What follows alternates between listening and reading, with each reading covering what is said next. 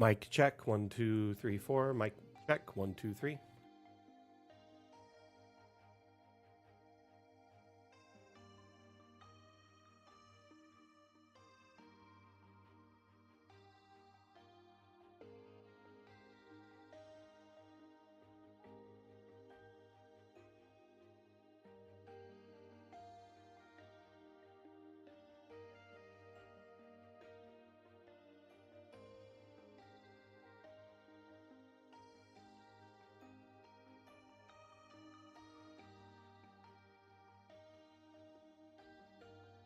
Mic check, 1, 2, 3.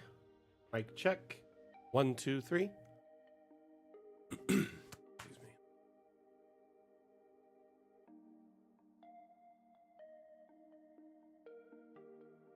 Thank you for confirming.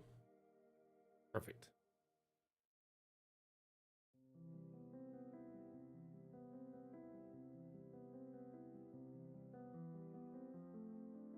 Good morning, everyone.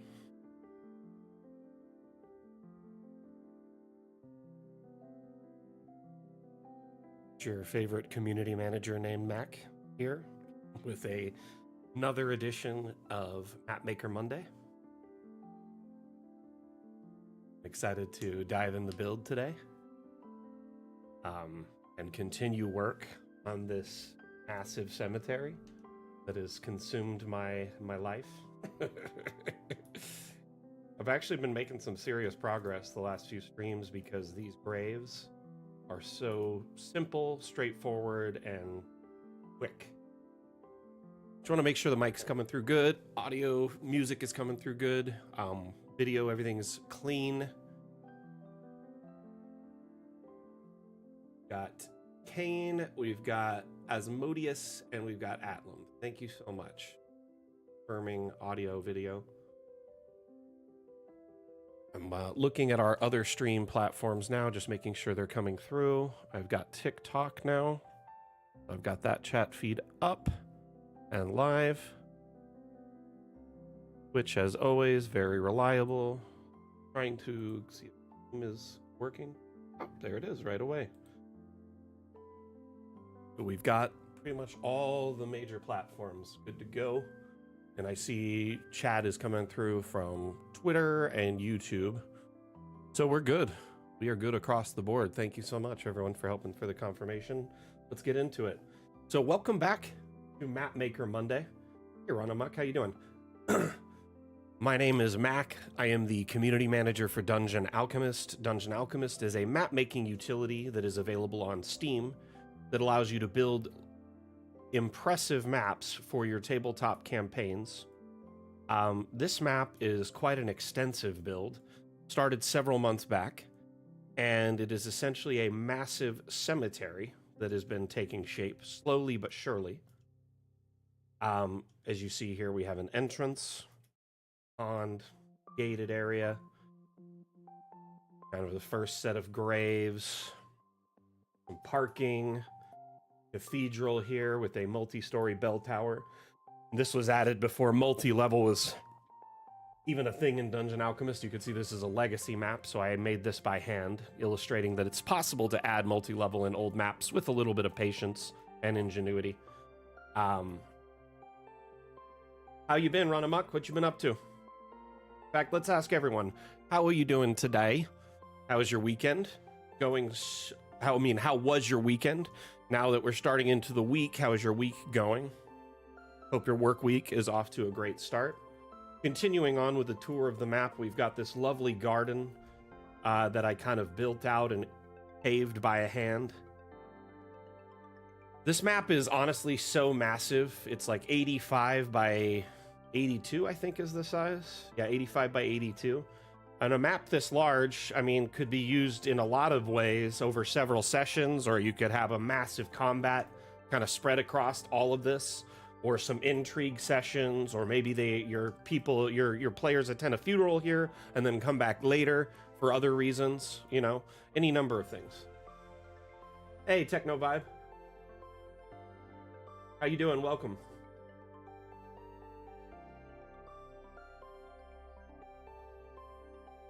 No internet access caused you to not have D&D? That's a bummer. Usually the biggest bad of all is, you know, scheduling conflicts, but, you know, tech or, you know, something like that getting in the way, also big bummer.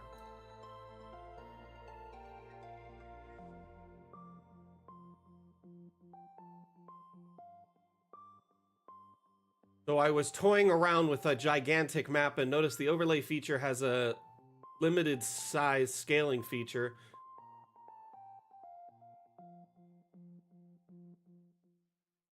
I was not aware it had a limited size. I'm assuming if you start with a really, really small image and you start scaling it up, it's going to lose some quality beyond a certain point, you know, and the lines would get so big that they would end up being like walls. So it may not be practical to scale beyond a certain point. That might have been the initial thought if they did lock it. That being said, not sure.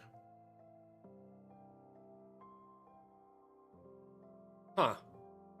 How big is the image initially? Like, what is the resolution of the image? Like, width by height pixels. Half Ogre, how you doing? Welcome back. So just a heads up for everyone watching, we are live on multiple platforms right now. Today is a multi-stream where we're live on Twitch, TikTok, Facebook, YouTube, Twitter, and Steam.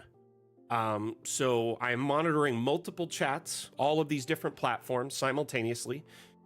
So if you have a question, feedback on the map, suggestions for Dungeon Alchemist development, questions about our future development, anything like that, let me know during the stream and I will do my best to address it.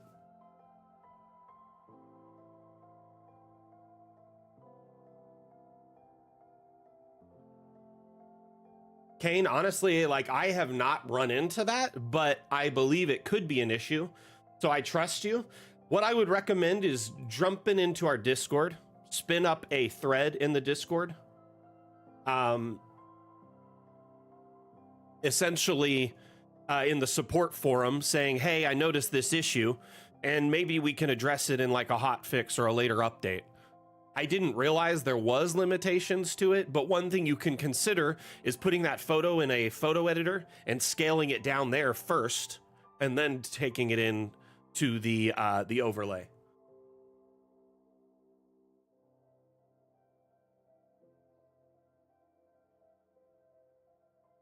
Not 100% certain if that would work or not, to be honest with you.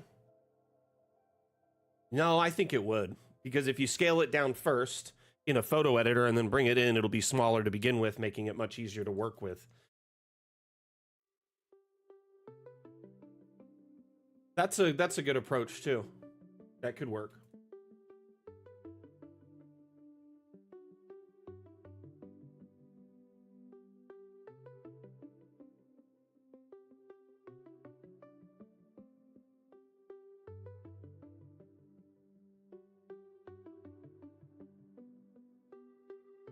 So the real question is, should I try and keep the graves parallel with each other so they're running kind of the same direction, even though the fence isn't? And then I just kind of squeeze them into that space. So the graves are always kind of like running parallel. So they're nice and even. If I turn them, they'll be like weird angles to each other.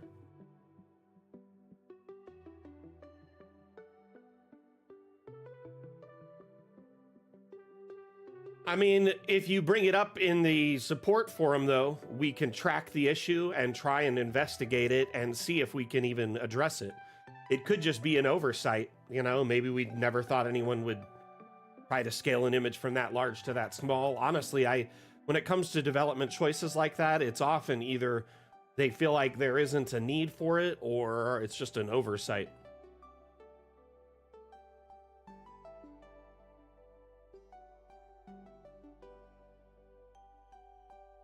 So right now, I'm essentially just trying to continue adding graves to this section. Here in here, 1, 2, 3, 4, 5, 6. Okay, I've got 6 right there, so I should just spread them out. That's what I'm gonna do. I didn't realize I'm gonna squeeze in an extra one. This grave is an amazing new asset that was added in this most recent update, and essentially what it does is it allows you to, when you generate a new grave, every time you, before you place it, it shifts through hundreds of permutations. Almost every time you press it, it's a different variation of the grave set. Different headstone, different base stone, sometimes exposed, sometimes not.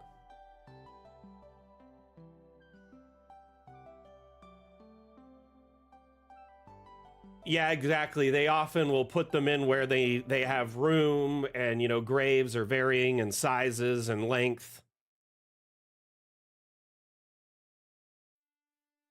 By the way, many objects can do this. They're called variants.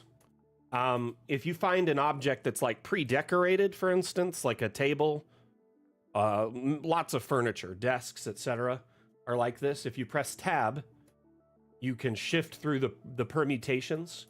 We do this, we'll pre-decorate the objects that are part of the room generation. So if it puts multiple instances of this same object, it's different each time.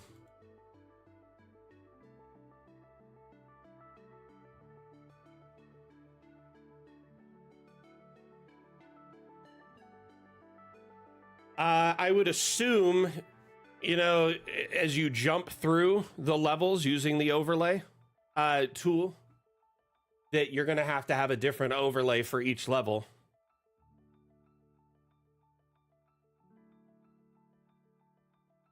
Like a different layer for each level. One nice thing is you can have multiple layers of overlays and just make them invisible or, transparent while you're working on another one. So you could have them all, on there and then just make the ones you're not currently using transparent. Cryoman, how you doing? Welcome, welcome.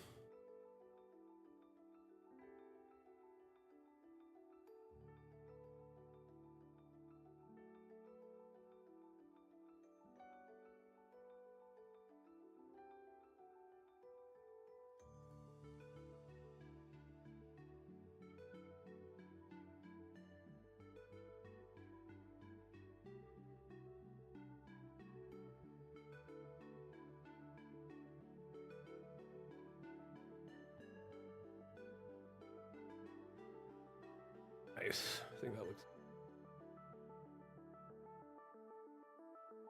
So, did anyone get any tabletop gaming in this weekend? Any D&D, any Pathfinder, anything? Starfinder? I'd love to hear about it if you did. Let's discuss.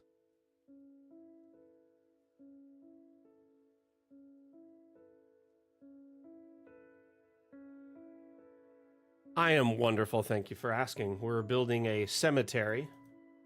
Massive, massive cemetery complex, and it has been a daunting task, but it's fun. Upcoming weekend? That's cool, Half Ogre. My next session, I believe, is on the 10th, which I'm very excited for. Waves of... Nice, that sounds fun.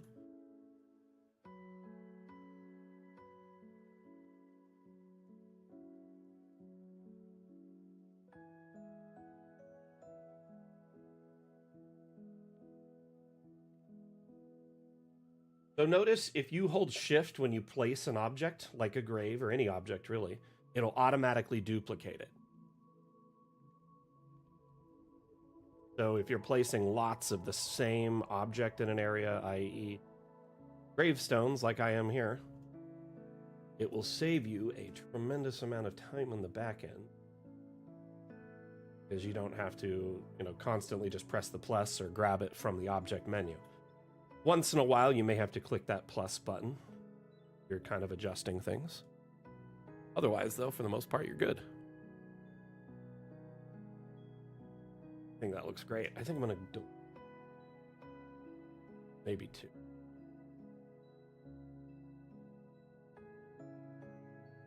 Making some progress already. So I think I'm going to do another kind of back-to-back headstone thing like these. Put some more behind it and then continue the fence along this axis. Nice, Cryoman. Are you playing as a player or are you DMing? Let's hear about it. First sessions are always fun. And I know they could be a little bit intimidating because, you know, it's something new and there's a lot to it. By the way, we had a follow just a few minutes ago. It was Sparkler. Sparkler, thank you so much for the follow. Much appreciated. If you're still here, thank you, thank you.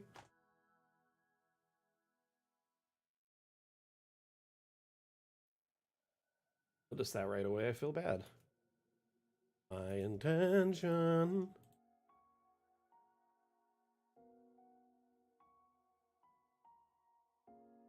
Ugh, my body's so sore. I'm sure no one cares, but like yesterday was like a day off for me, so I spent a lot of time working on things around the house that kind of got neglected in the lead up to the last update. So I was doing tons of yard work and just tasks that had been kind of delayed for some time.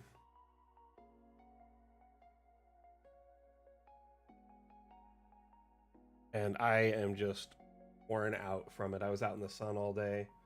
The Vegas heat is not forgiving. That's awesome, Cryoman. What do you have a character all picked out and character sheet made and whatnot, or is your DM giving you characters for the session? Highland Lass, welcome back. How are you? Good afternoon to you. It's actually very much morning for me, but I get it. It's afternoon for you. How's things going for the lovely Highland Lass?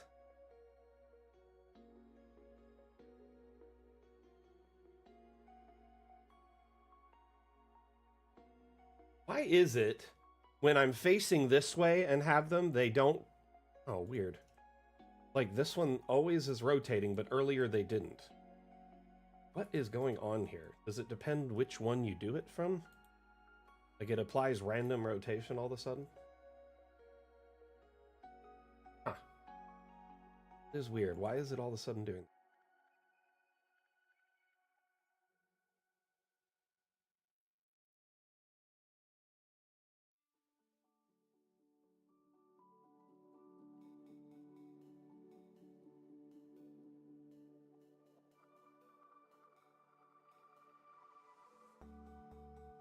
I did take a peek at it, my man. I watched it for a few minutes.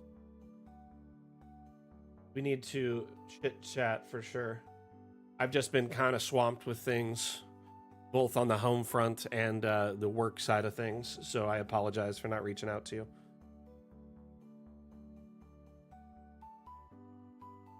Hey, Barry, how you doing?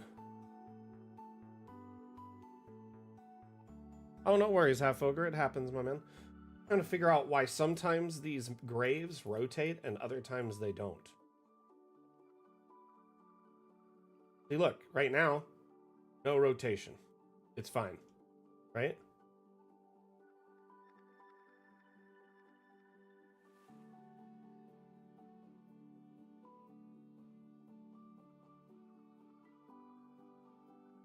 Wondering if anyone has experienced this before.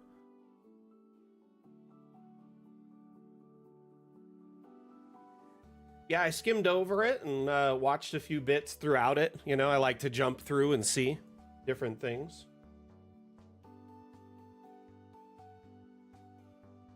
Especially because I feel like watching, you know, just one 5-minute block or a 10-minute block in the very beginning often stream or content doesn't have time to wind up, you know what I mean? Usually towards the middle or the end, things get a little interesting.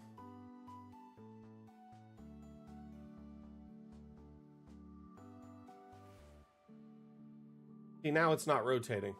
Hey, Stormy, what's up? I'm good, and yourself?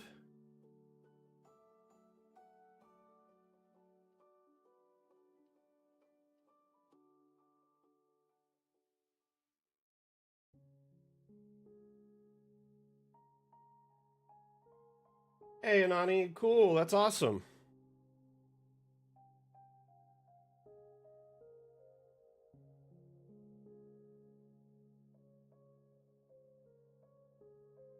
I wonder if it's because it's close enough to something else it won't allow it to rotate. Like here. Nope. It is so random. I don't understand it whatsoever.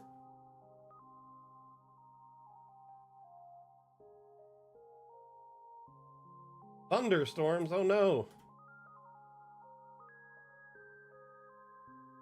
I'm glad they fixed your map, Anani. That's awesome. It's always kind of like a worry if they'll be able to fix maps or not, but I'm glad they did it, you know? You can hear the trash side. It is quite loud. Trash day. And I had a pile of recycling I had to deal with, like cardboard boxes and other things that I had to break down before I threw it away. It took me like 2 hours yesterday.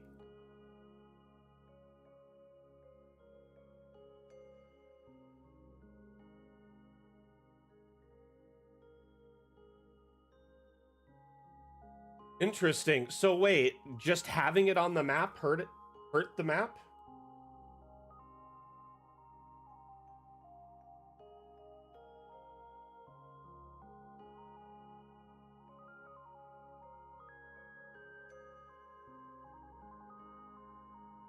Is there an additional cost? Hey Donk, by the way, welcome. To allow me to make and export maps for use in a published campaign book. There is not. Okay, so how that works is what you'd like, if you want more like technical and legalese for that, Article 4.1 of our terms and conditions on our website kind of outlines this in great detail. But the long and the short of it is, if you are creating maps for profit, i.e. commission or Patreon or a campaign module or a book, whatever, that's totally fine. We have no problem with that.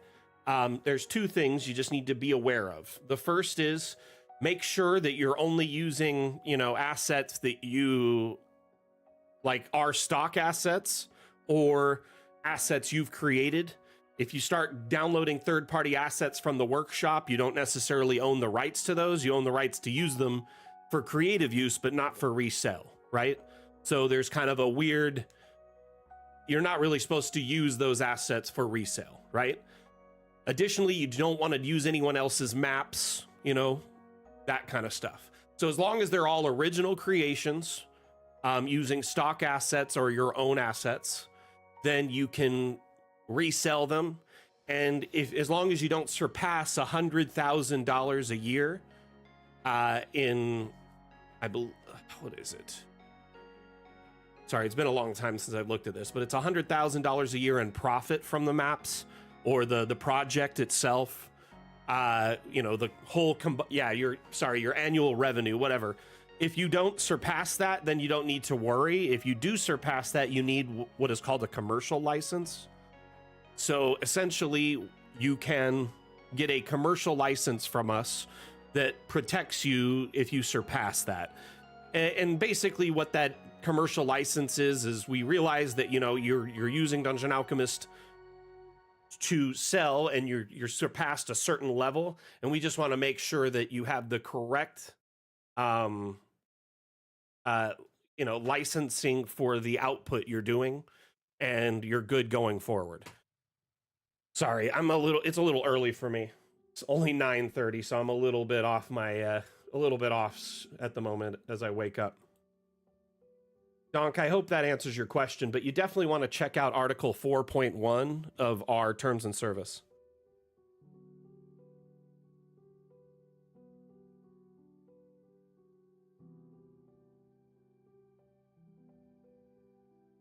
Hey, Barry, I'm glad you're here, and no worries. It happens. Sometimes we can stay a long time, sometimes we can't. I'm just glad you made it.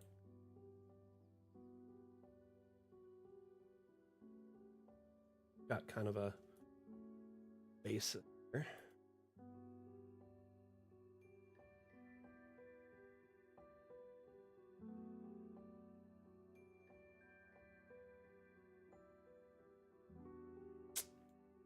Come on, man.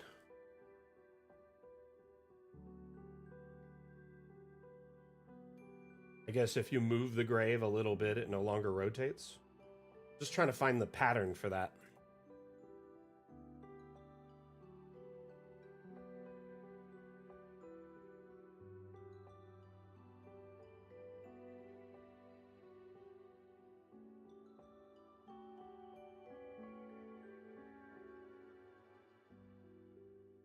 TikTok, thank you for the likes. Much appreciated. How you doing today?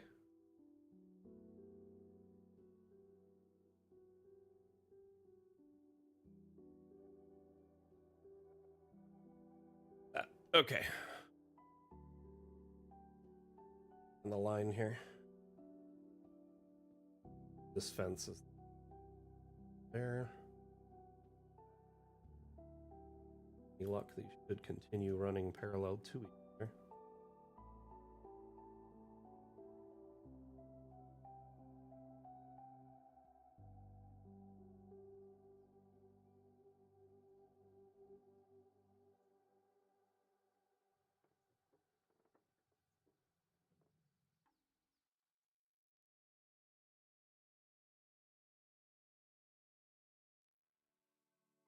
Ooh.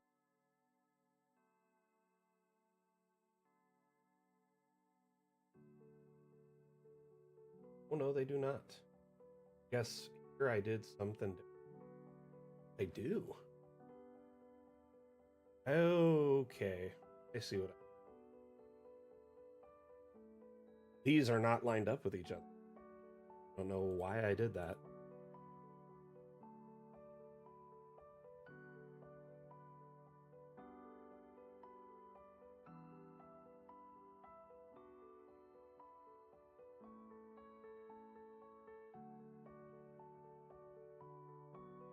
Wondering why it wasn't lining up no matter what I did.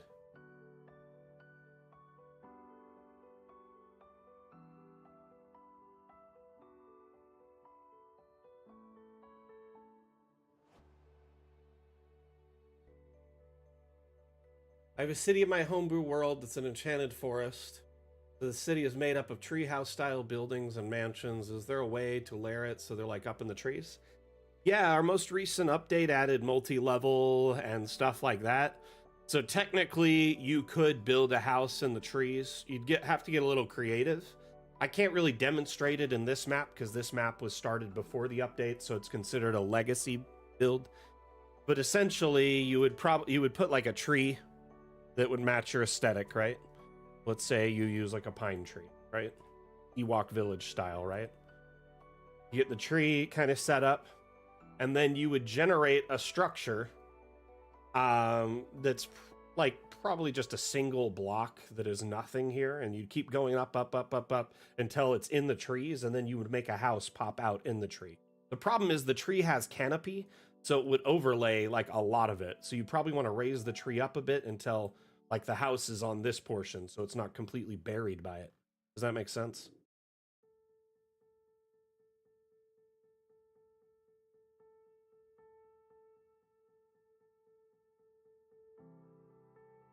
Way to layer it so they're up in the trees. That's probably the only way to do it. But basically, with the new update, you can start with like a single square build, right?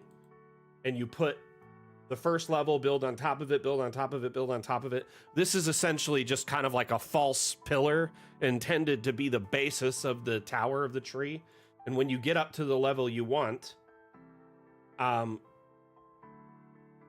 essentially it's just like a square at the base that you could cover with like brush or something. You generate a room that has nothing. It's just like flooring, and it just goes up and up and up and up. Or actually probably even nothing. Anyway, long story short, it would go up to a certain level and then you could put like a tree house there. I believe the demo does have multi-level now, yeah. Though it would be kind of tricky to do that without watching me do that first.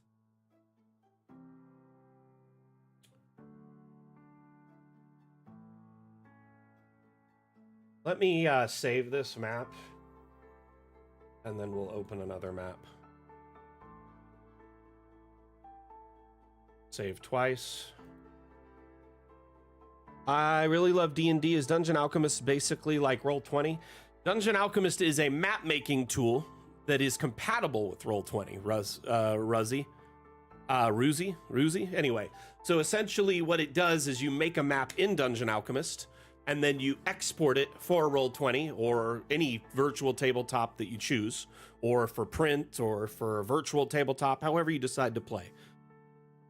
You make the map here and then you export it for Roll20. So I actually play in a game where the DM uses maps made in Dungeon Alchemist and then exports them and uses it in Roll20.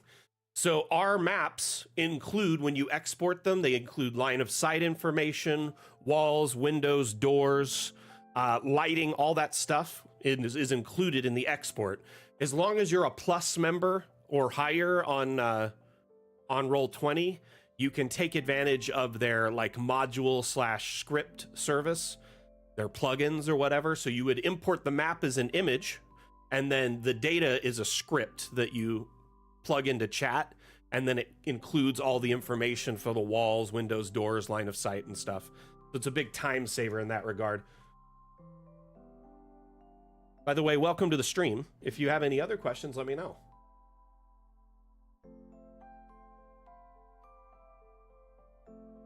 There are wall assets that are like tree logs, right? They work pretty good.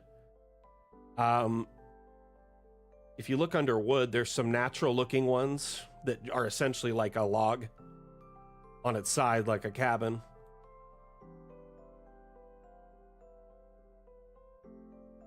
There's also the woven wood, like the wicker looking ones that are pretty nice. That could be the inside, so it looks like thatch.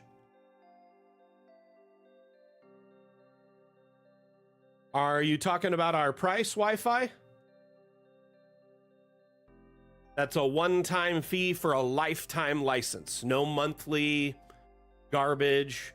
You own the product forever, and that includes all future updates and patches and the like until we leave early access. And then continued support for hot fixes and patches beyond that.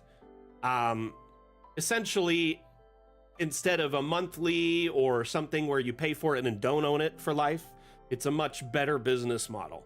Now, that being said, I can understand how 50 can be a little high for something, but I personally, I know many people in our community who have spent, full price on Dungeon Alchemist and have put hundreds of thousands of hours into it and gotten every penny out of it. We actually just put out a major update 18 days ago, so just over 2 weeks ago. It included multi-level and roofing. What's up, Guafa?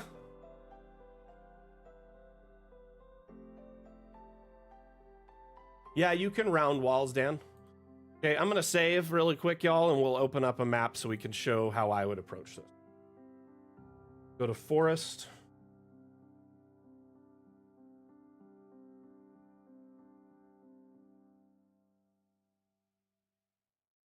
Grab us a generated.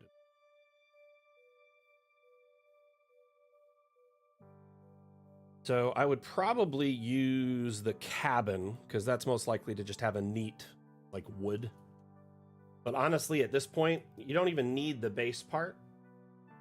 What I was planning on doing is having it float in the air. So if you wanted something to be circular, you just grab on these little corners here. But in order for it to be circle, it needs to be a minimum of a 2x2. You could grab these little circle pieces and rotate it into a circle, but that's the smallest the circle could be, right? So using the method I mentioned,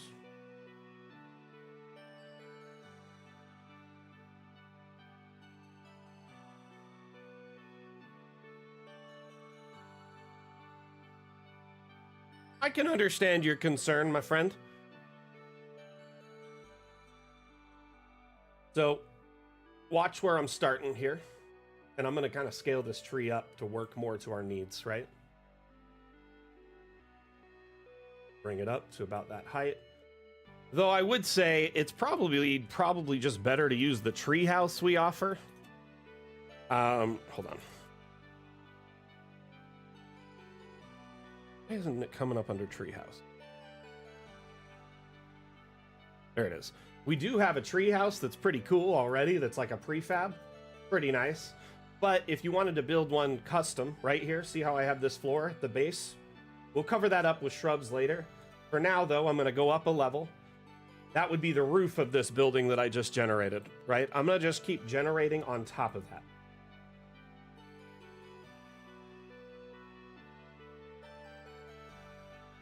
Let's generate with it. Go up another level.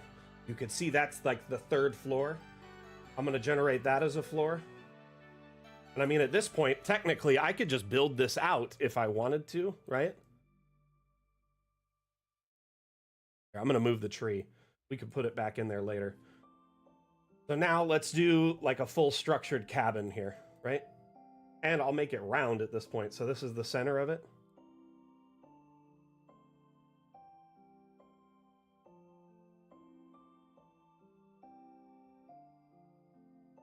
We could have it kind of like rounded around that center point if I really wanted to. Not a perfect round, but you get the idea. Or ovoid. So essentially, what I'm doing here is I'm making a floating structure, right? And then you put the tree in the center of it. But the problem is this tree is always going to overburden this like a ton. You're going to have to scale it up to a point that basically it buries that bottom portion. Now it's just part of that.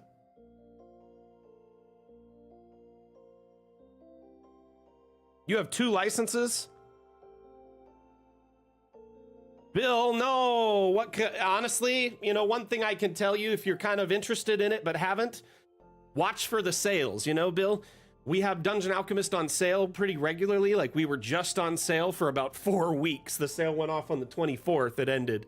But we typically are in like every major holiday or like seasonal sale. So we'll likely be in the, you know, the like the fall sale and the winter sale.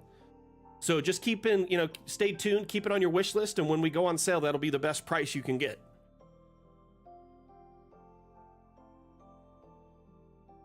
The graveyard's not done. We just stepped over to kind of teach how to make a tree house. Now, the thing is I can go up another level and this has a roof, right? I could just use that, or I could keep going up if I wanted to and build on top of this. Let's have a little piece that comes out like this in the corner. Make it a little rounded or like an angled piece, right? We'll generate that. You could have like terraces coming out from the treehouse. You could definitely do it a lot easier than before now. It just is, it takes some time and some practice.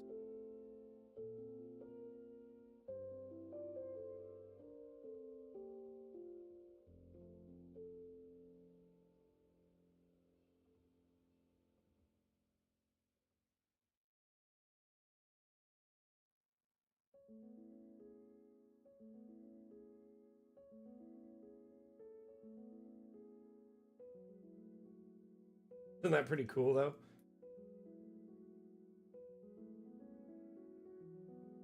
Definitely got that treehouse vibe. So the key, like I said before, is generating that first level as just like a floor, right?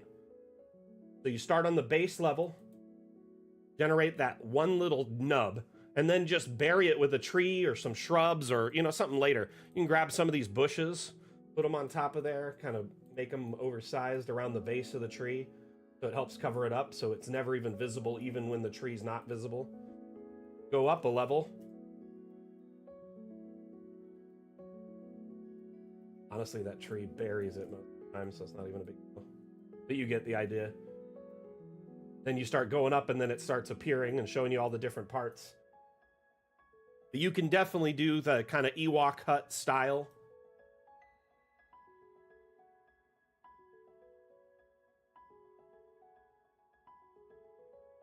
Hey, Forgotten Death, how you doing? Well, make sure you wish list it and check out the demo so you can at least try it now. And in the demo, you can use this forest biome. You can try out multi-level, and you can even export the map for print or virtual tabletop. You just can't save it or access like our Steam Workshop or anything like that.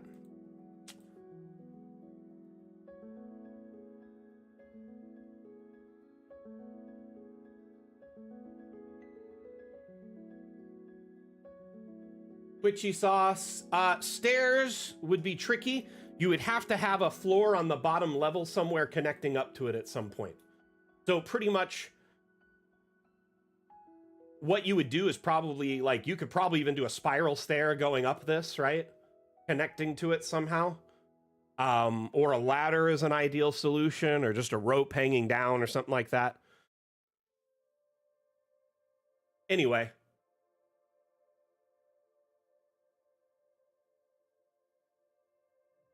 So essentially you would have to have like a bit of structure down on level 1 for the stairs to be placed. So right here, we've got all this, right? We could, in essence, surround this or make it just a little bit bigger.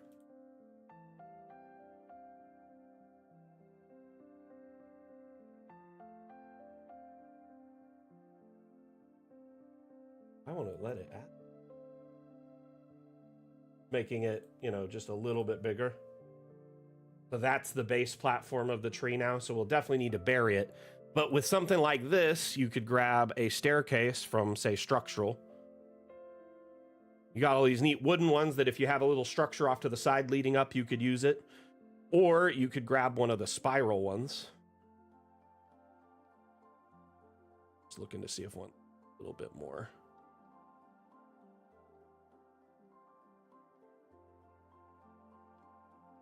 Something like this goes up, and then at each level you would have another floor that it connects to and just keep going up and up and up until it gets to that top level. Keep in mind, you're going to have to use like the roofing tool every once in a while to erase this weird little roof crop. But yeah, you could probably get something to work eventually if you play around with it.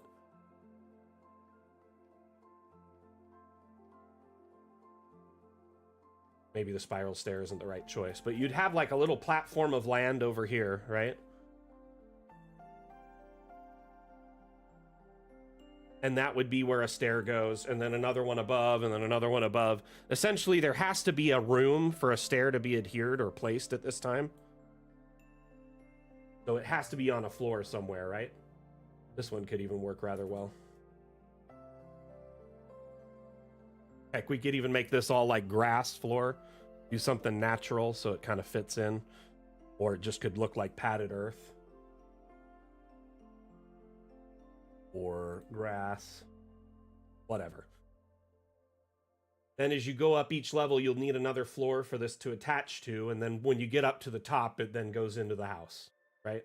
So if this was one level below, it would work. Yeah, there are couple of different huts too, objects that are just prefab. Structural construction. There is the swamp hut, there is the tree house, and then there's the wandering hut. Also the shed works pretty good.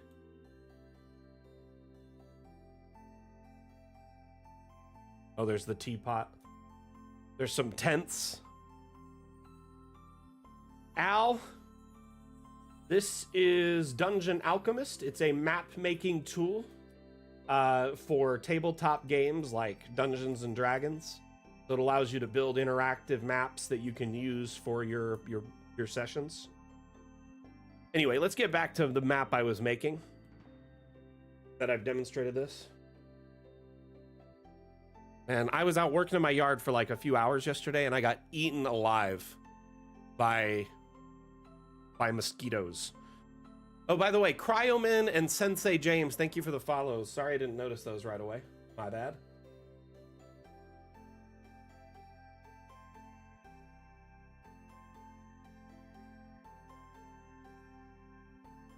I do have to say that these new graves have really sped up my workflow.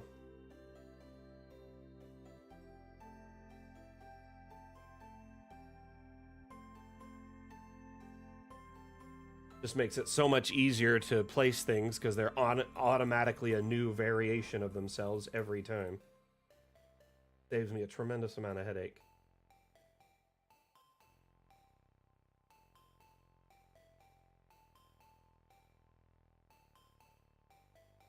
I think I'm going to put a statue there. Which statue, though?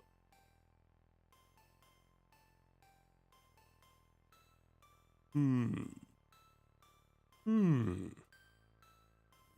the knight on a kind of big. Shrink him down.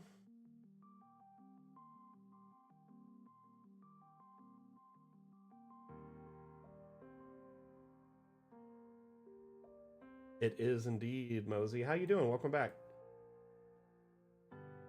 How's things for you?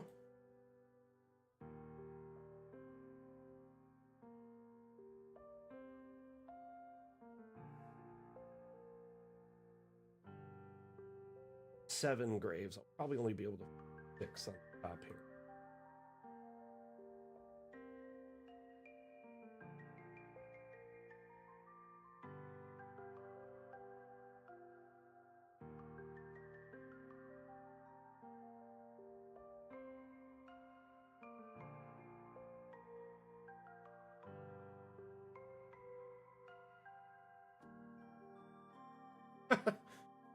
You threw a birthday party for a 75-year-old yesterday, and now I feel 75.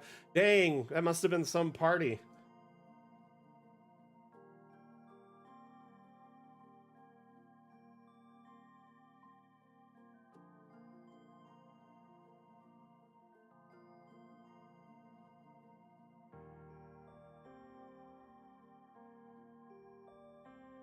If you can avoid canceling it, I think your players would be so happy, but I understand if you have to.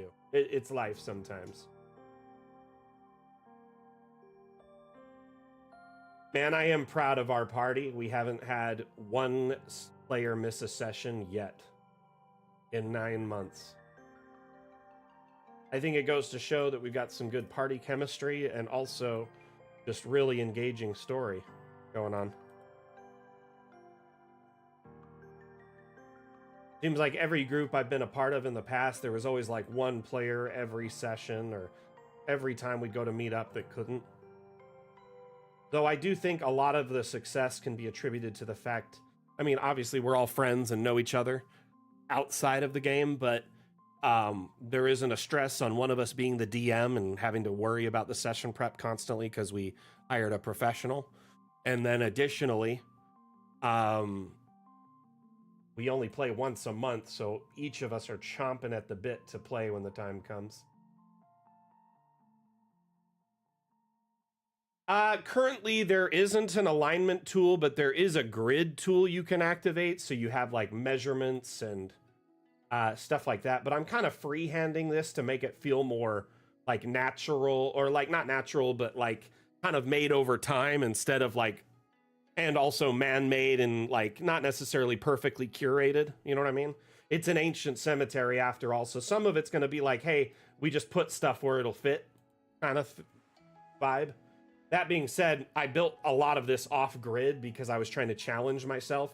Some of it's on the grid and then some of it's off. Like you notice here, a little bit off the grid, so I'm going to have to improvise.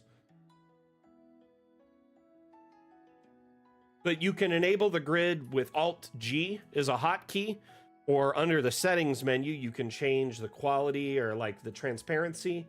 You can change the color of the grid, the different colors to a little, you know, match your feel better. And you can either render the grid on top of everything or render it under items, and on top of the terrain. And then lastly, you could switch it between square and hex. The hex grid can be resized too, so you could scale it down or up.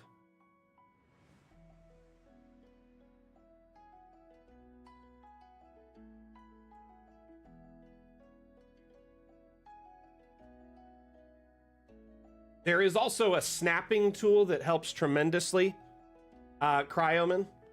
So if you hold control, or if you have collisions on, most objects will snap automatically. If you have collisions off, you have to hold control for it to do it. The collisions being disabled essentially allows you to merge objects together, scale them infinitely up and down, raise them up and down. I usually build with collisions off so I have more freedom. But yeah, let's say I wanted this exactly opposite of the other one. It is kind of tricky at this point, but there is a snapping tool to get it to snap into certain positions. So technically, I could make one, rotate it, flip it around, and then it would be mirrored to a degree, right?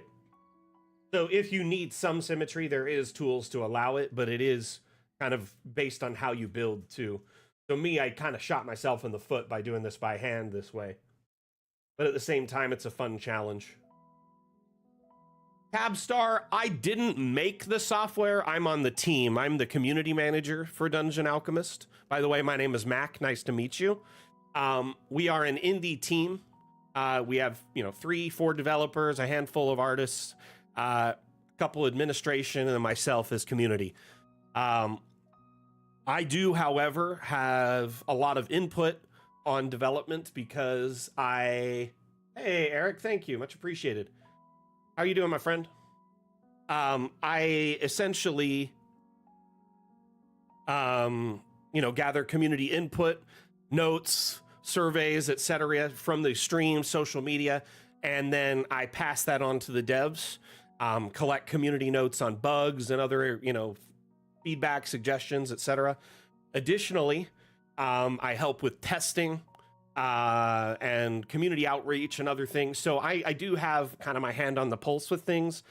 Though, it's definitely above my pay grade to make a lot of the final decisions. So I would say I'm involved in the development as much as a community manager could be. Oh, was that the Battle Royale, man? Dang. How did it go?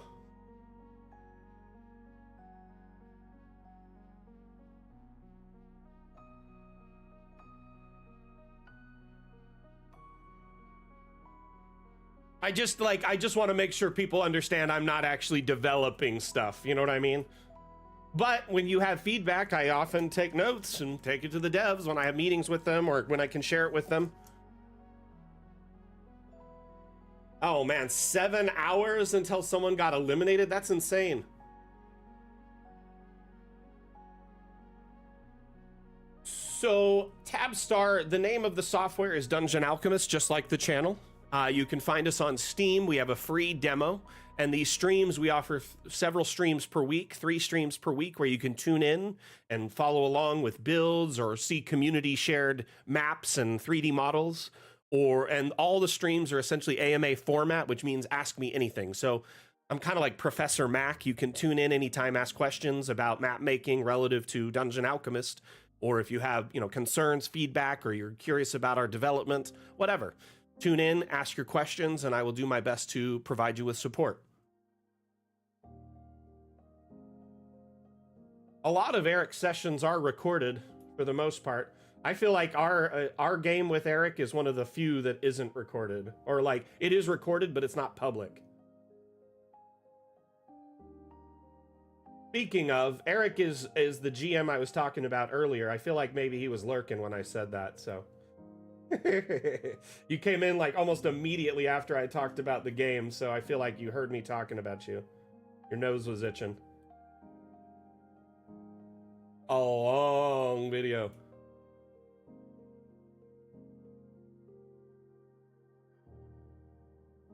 Yeah, when a stream is that long, when you upload it to like YouTube, for instance, or a third party, the upload and verification can take hours.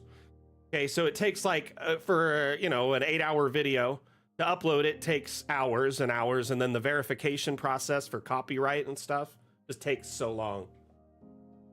Honestly, dude, you came in like a moment after I said it, so that's too funny.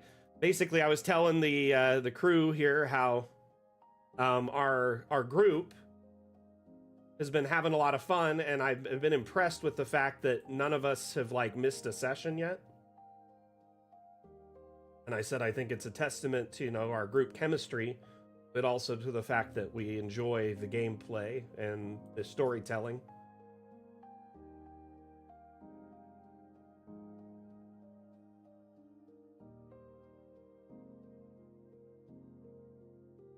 Tabstar, yes, you can change the interior walls. Walls are essentially split into 2 portions. There's an exterior portion and an interior portion, and you can change them all of the wall or just one slide of the wall. We have a wall tool here where you can paint all the walls in a room, change just a section, change or place new walls, etc.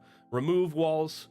And there's hundreds of wall options: stone, wood, plaster, metal, natural, rock, half walls, fences, banisters, ruins, etc. Let's say I wanted a portion that looked like it was broken, right? Select change wall on this one portion. Maybe I only want it on one side, right? To be wood.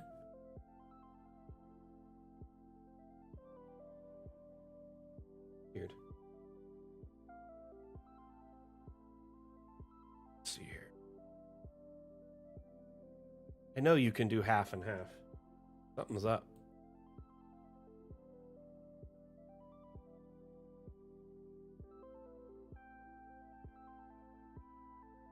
Yeah, see here?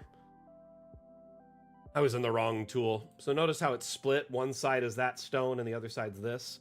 Technically, I could do that and have like wood on the inside here.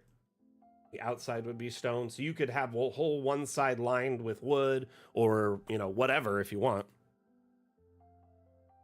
Yes, this particular map is a legacy map that I started before our most recent update that includes roofing and multi-level. Unfortunately, this one does not support roofing because it's a legacy map. So yeah, if you bought a copy of Dungeon Alchemist today and started making a map, it would support roofing. You can jump between levels with a little plus or an up and down button here, or using the plus and minus key, and then it essentially adds a roof automatically to the first floor, or you can stack a building on top of the existing floor and keep going up to make it multi-level.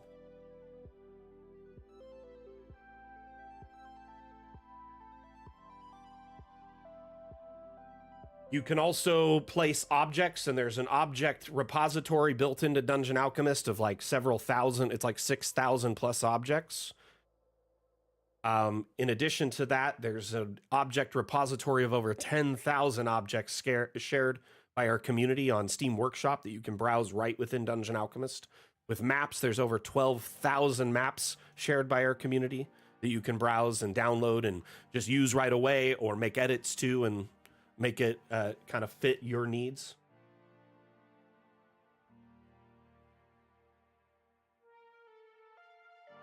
If you look in the Steam Workshop, you can look on Steam itself, but a lot of the new maps that have been coming out all have like roofing options or multi-level.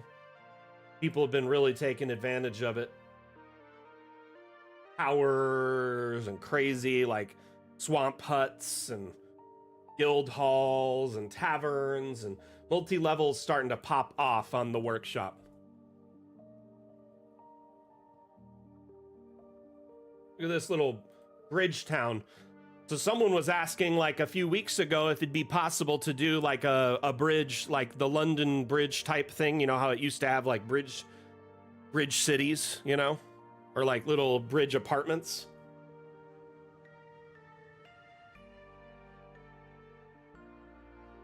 So yes, there is Tabstar. You can upload work assets using the asset importer right here. So you can open this and import 3D models.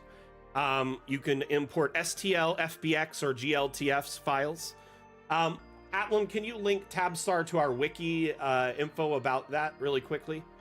And then next, as far as making your own textures, you can't do it in the wall tool currently, but we do have objects that are custom called abstract objects.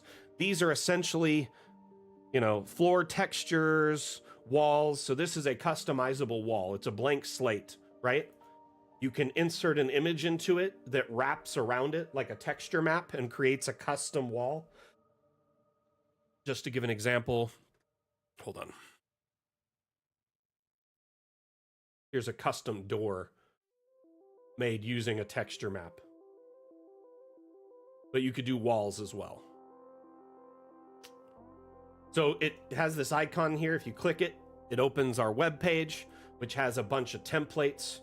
These are all graphics templates. They're all the same size, 1024 pixels wide by 1024 pixels tall. But inside of each of these is different kind of green areas that I would be considered safe space.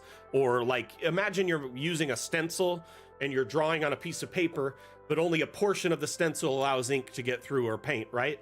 This would be the portion that allows ink to get through, but it is a kind of flattened out 3D image.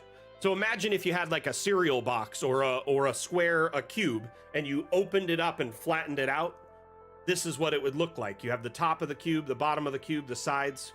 So you would decorate each of these in your image editor to be an appropriate match, and then you apply it to that image or to that abstract object and make custom walls, custom floor tiles, custom whatever.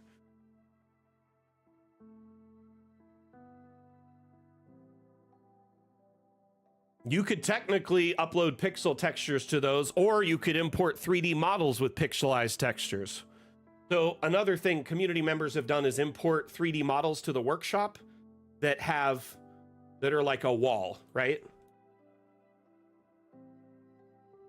So here's like some flesh walls that were shared, fangs, different stone walls and things that aren't currently available in Dungeon Alchemist.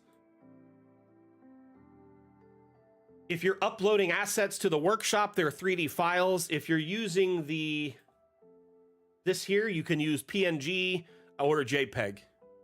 But I would recommend PNG because when you're looking at this, right, this icon over here, all of this around this green area should be negative, dead, transparent space. Technically, it doesn't have to be blank. But if it's blank, it's just easier for you. You only really want to fill in these areas, right? Anyway, is there plans for sci-fi assets in the future after we leave early access and have delivered on all our stretch goals from Kickstarter, all our promises and whatnot from Kickstarter? We do, in fact, plan to offer optional expansions. How those would work is essentially give you an option to purchase a expansion pack that would add to Dungeon Alchemist's existing, array of tools. So it would give you essentially, let's say, like 10 to 20 new environmental biomes, probably 40 or 50 room types, hundreds of thousands of new objects, new doors, windows, walls, floors that all fit, let's say, a sci-fi aesthetic or a cyberpunk aesthetic. So that would be, an optional add-on that you could purchase for, say, a nominal fee, let's say $20. That's just a guesstimate, but that would give you all that add-on content and then just plug it into the existing Dungeon Alchemist architecture.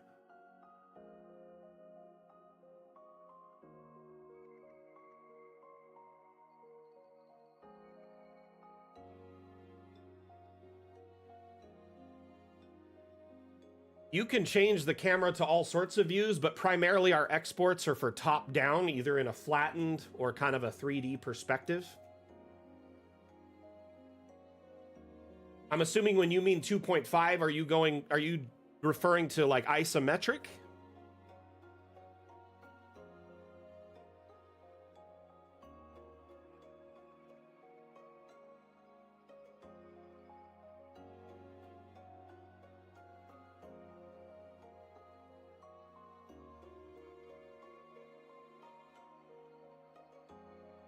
So there's this cinematic tool.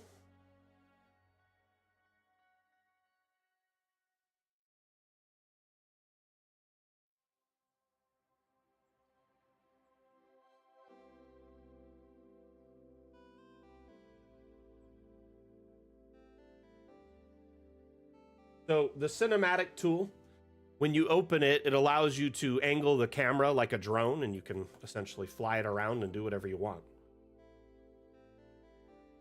You could get whatever angle you want. You could get down on the ground and look up for like neat screenshots.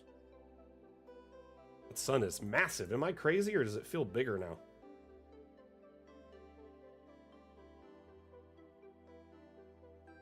And yes, I was going to point out that people are already making sci-fi maps using assets that have been shared on the workshop. There's like dozens of sci-fi maps and hundreds of thousands of sci-fi objects. But you have this cinematic camera. You also have token cameras. So if you place a token on the map, you can click on this eyeball. The icon is what I call it. And then you can walk around your map. You can also resize the token to scale it appropriately for your map if you prefer it to be different stuff. Honestly, yeah, it looks like it's in like death mode, dude. That is a massive sun. Why is it so big?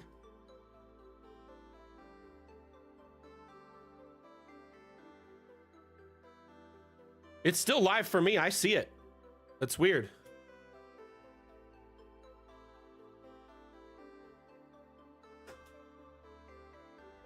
Atlam, I still see Steam just fine.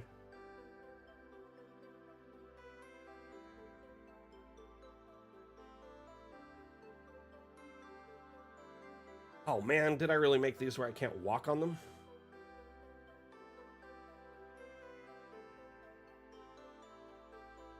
They're just like a skosh too tall. That's insane. Well, I'm gonna have to fix that later. Probably should fix it now. I'm just like saying the sun seems insanely huge. Whoa! When you go into this camera, it's like massive. Here, let's flip it to nighttime.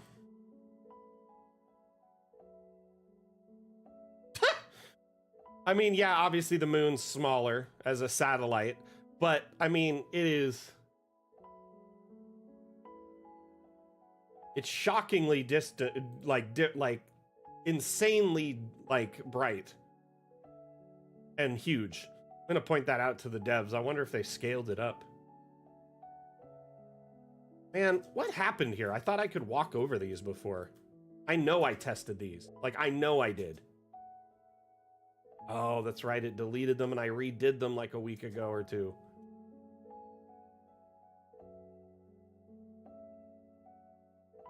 Have you tried a different browser or within Steam itself?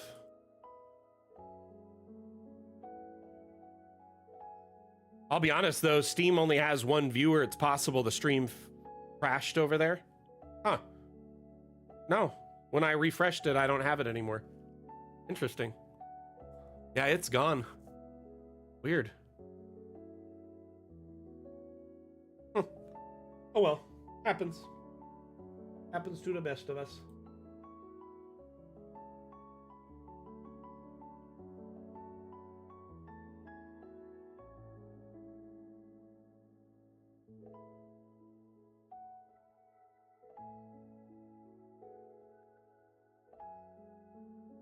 Huh. Let me look at this really quick.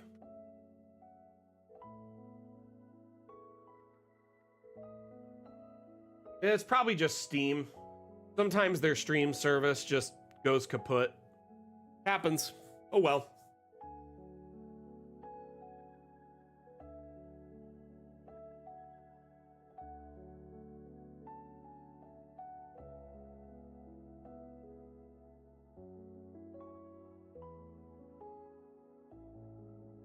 Okay.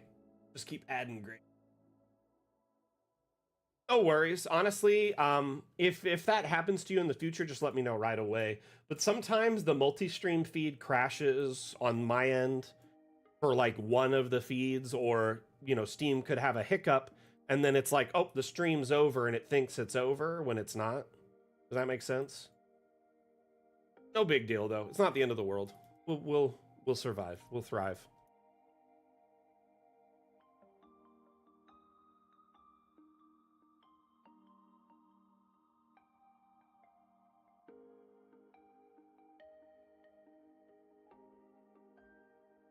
Okay, let's see. Moment of truth. Can a token walk on that?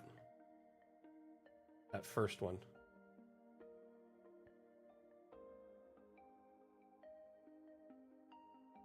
There's tons of lighting options. Man, is there like a collider blocking me now? I cannot walk on this. That's so weird. I could have sworn I could. So you have several lighting options. First, you have time of day, right? So you can change between like morning, afternoon, evening, night really quickly. And then you have the advanced lighting options, which you could put like light filters to, you know, make an area feel like a totally different realm or a different aesthetic. You can adjust the brightness and time of day and the location of the light. And then lastly, we have these tools called abstract lights, where you can place lights on your map that are invisible, either through the viewing tools. The light they cast remains, but the light housing is invisible. So when you're in, say, this first person view, that light isn't there, but the light it sheds remains. You can add like invisible lights to areas to add extra brightness when maybe the candle is all you want there, but it's not bright enough.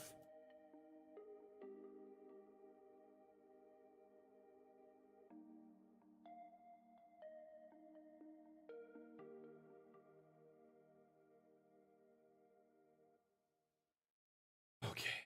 Keep stacking graves.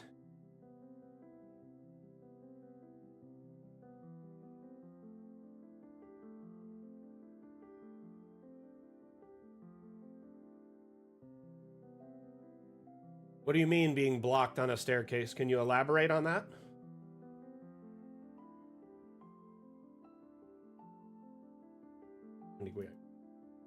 One's lined up with. I want to try.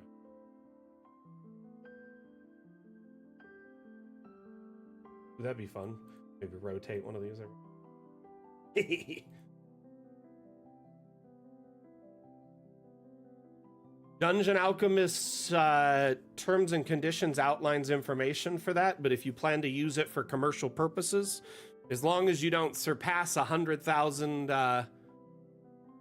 in annual net income, I believe, then you do not need to worry about any special licensing. But once you surpass that, you need a commercial license, which you can reach out to our team and we can go over the information for that when the time comes. So just scale down your token a little bit, my man. Seems like the tokens are a legacy item that wasn't, necessarily built around multi-level, so some of them may not perfectly fit in the staircases.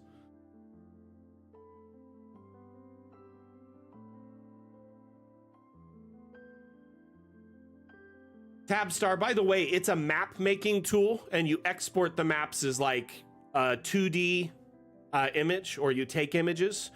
But Atlam, plenty of people still use Dungeon Alchemist for game development. I've seen it used for JRPGs where they design like entire backgrounds, right?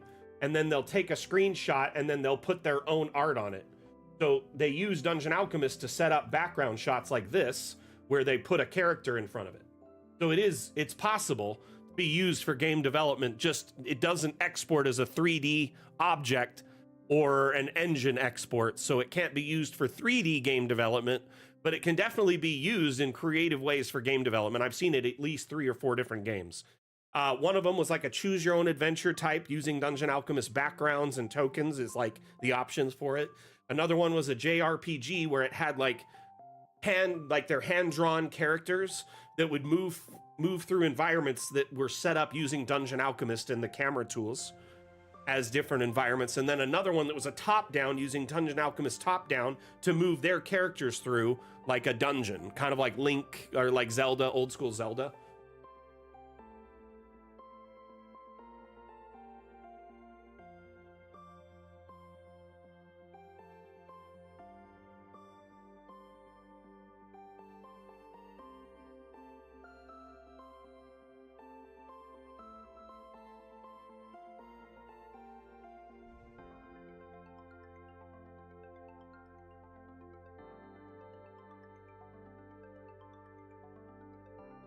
Honestly, Tabstar, it's kind of a case-by-case basis. I've never dealt with anything like that. So you'd probably, if you surpassed 100,000, even if 50% of it was charity, then you'd probably want to talk to us. I mean, it's not, we don't really care about your tax status. If 100,000 was brought in from it, then 100,000 was brought in from it. Does that make sense?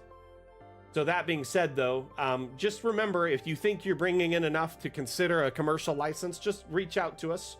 And like I said, our terms and conditions on our website has all the contact information and everything you need regarding that, including outlined legal info and an email for contact.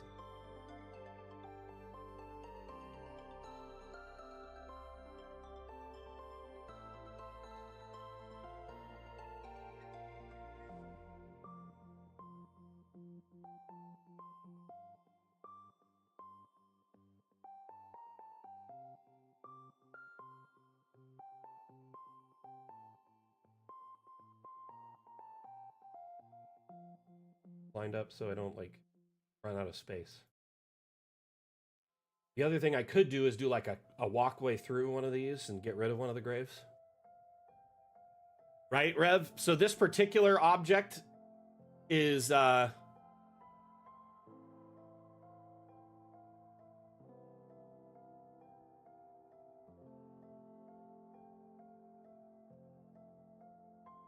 think it's actually aligned with Euro, so whatever, I believe it's Euros is what the license is outlined in.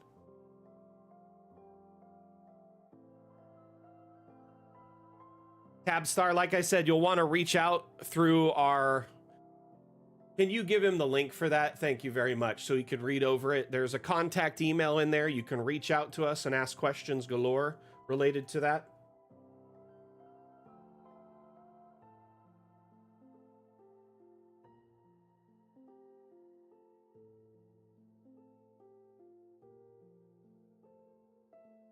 Yeah, we did. We did add it, DTR Music. Hope you're enjoying it.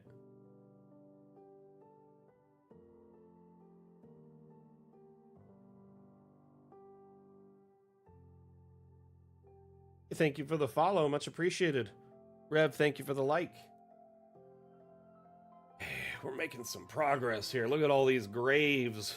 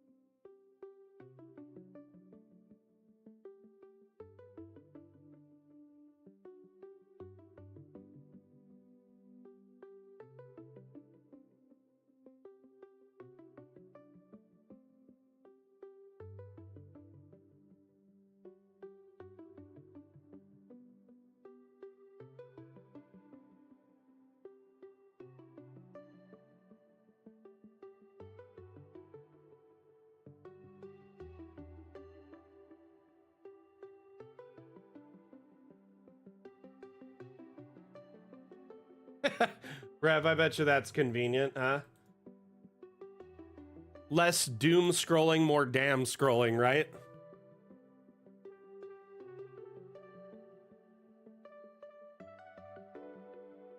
Hey, Houston Beer and Pretzel. Wargaming, how you doing? I love your name. It gives me every time. But Pretzel, what's new with you?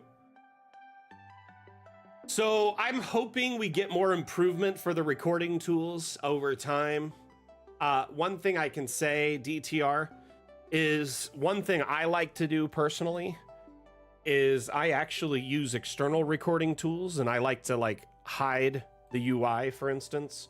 So I'll use like OBS or Streamlabs to record using, you know, higher bit rate and higher FPS, and you know what I mean? So you can kind of pick a little bit more quality options. Now, that being said,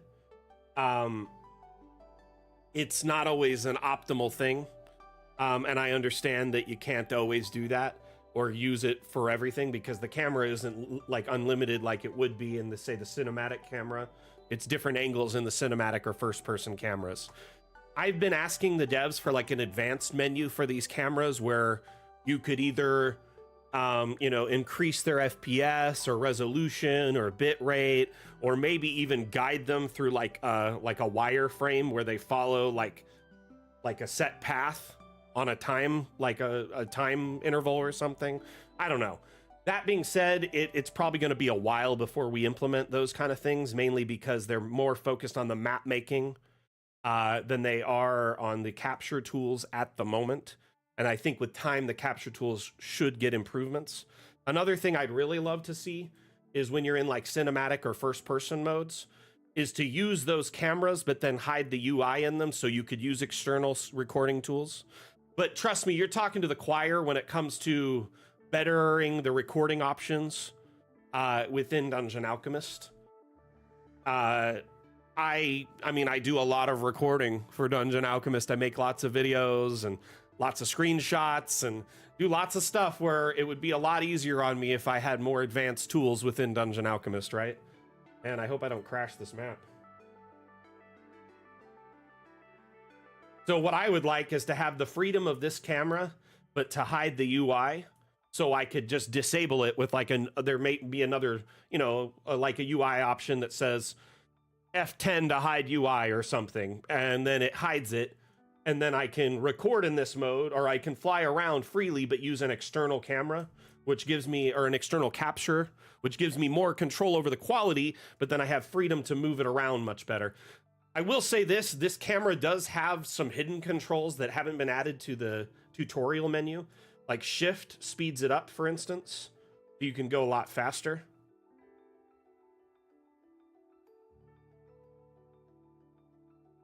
So there are like some limited controls.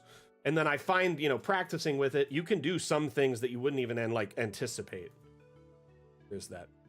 Trying to figure out how to rotate it.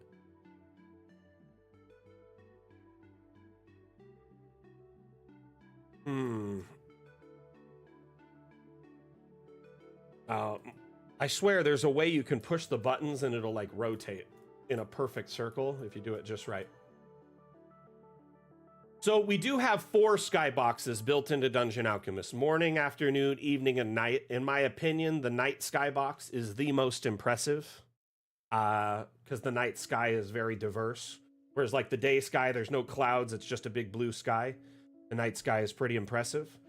Though I will say this, if you're not aware of it, if you go to the asset browser within Dungeon Alchemist, right here, this links up to Steam Workshop. You can type Skybox, and creators in our community have shared, you know, a couple dozen Skyboxes already. And the new thing that they're doing, Asmodeus, Bearsoft, a few different creators, they're making them be kind of like a one-way mirror. So from the outside, you can look in unobscured, but from the inside, you can't see out. It's very interesting.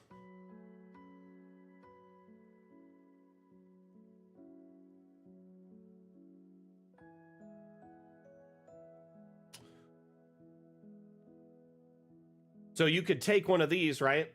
Let's say you want the cloud skybox, right? You download it from the workshop. The workshop has a lot of solutions. I mean, because of the workshop now, you can make like Fallout and Walking Dead maps and sci-fi maps, cyberpunk maps. You can get assets from all sorts of cultural different themes that aren't normally something in Dungeon Alchemist, and everything in between. So the first thing when you do a skybox, you want to make sure the collisions are off, right? And then zoom out as much as you can. And then essentially make sure you don't deselect the skybox until it's encapsulating the whole map. Huh. Actually blocking out all the light. Interesting.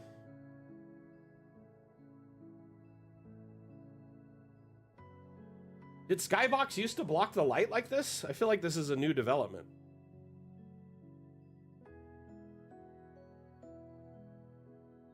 Oh, it's night outside, that's why. So we'll brighten it up a little bit. We had a token over here somewhere, didn't we? We do have a Discord mayor. So when you surround it like this, it goes right to the edge and it makes it feel a little bit more...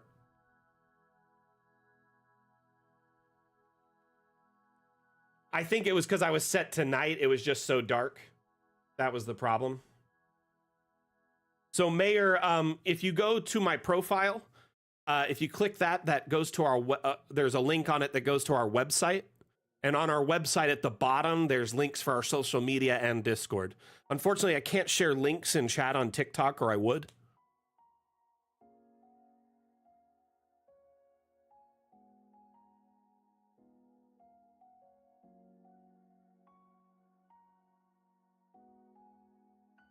So when you're outside of this skybox, check this out. When you're outside of it, you can look in. It's like a one-way mirror, which means when you're above it, exporting, right? It allows you to see inside. This is a great development because the first skyboxes were just a dome that encapsulated everything. So you needed 2 versions of the map. One for first person and, you know, cinematic cameras, and one for exporting. now essentially you can still export. Oop. Take a moment. Big map.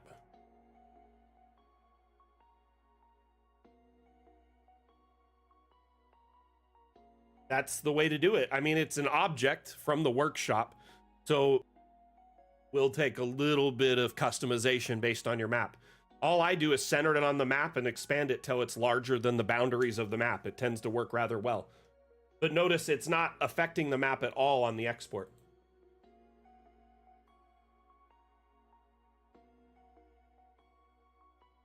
So yeah, it's a custom thing. There are 4 skyboxes built into DA, and there may be more in the future, more weather options, more different skybox options. But for now, if you want to use the custom ones on the workshop, you just download the skybox from the workshop asset browser within Dungeon Alchemist. Make sure before you place it, your collisions are off, and then center it on the map. Make sure you're zoomed way out. Place it on the map, and then just expand it, expand it, expand it, until it encapsulates the entire map. You can move it around like this. Notice I have a lot of control over it. You can even delete it if you want. Oops.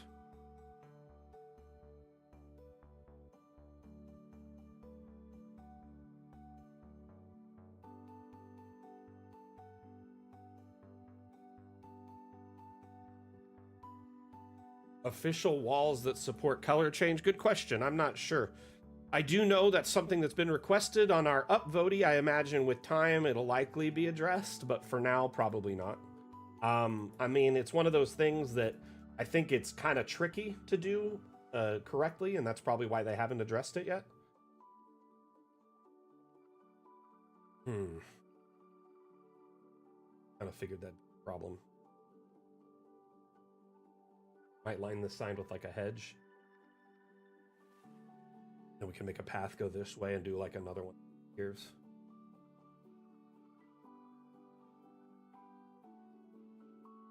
Yeah, there's a centering function depending on the object you grab. If collisions are on, the majority of objects automatically snap into place, right?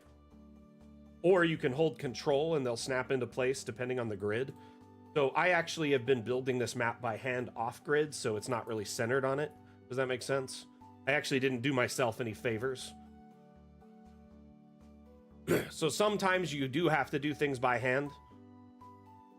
But yes, by default, most everything centers and snaps into place very easily. It kind of, everything you build kind of builds to a grid and snaps to it.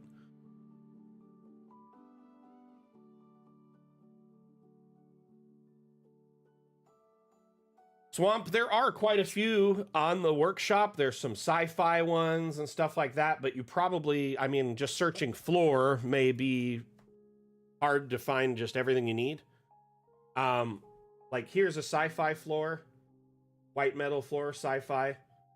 There's a few that were uploaded. They were some of the first objects uploaded to the workshop. Here's another cable corridor, sci-fi.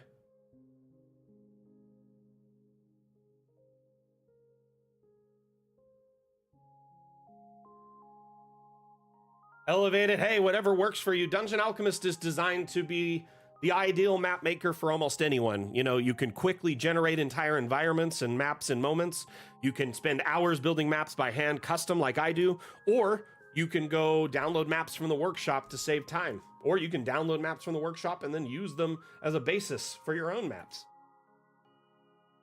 Just like a template, you know? If I do it like this, that'll allow them to.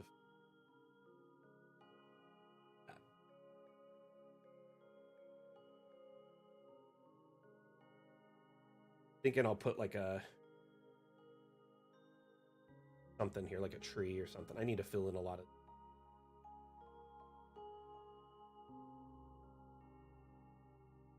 That's how objects on the workshop are. They're all objects, my friend. None of them would be technically the same as the doors, windows, walls, and floors from these objects. The only 2 menus things from the workshop show up in are this menu, the object menu, and the token menu. So they act as objects. So technically, you can use them as flooring. You just place them by hand.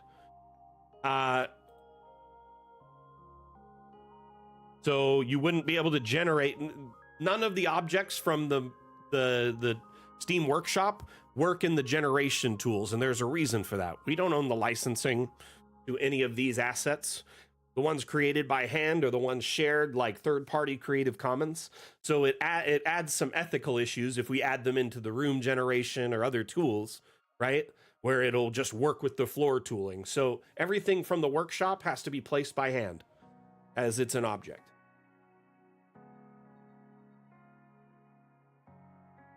The sand texture is available in a couple of biomes, depending on the environment you're in. So when you start a new map, if you're, say, in the desert biome or the Badlands biome or the grasslands biome, you have access to the sand terrains. Currently, I'm in the forest biome on my map, so I don't believe I have access to any sand terrain. But it would be under this menu here, under this tab. So you would have to start your map when you're generating a new map. Every biome has different paints available in them, right? So in the jungle, you have different paints than you would, say, the forest or the desert.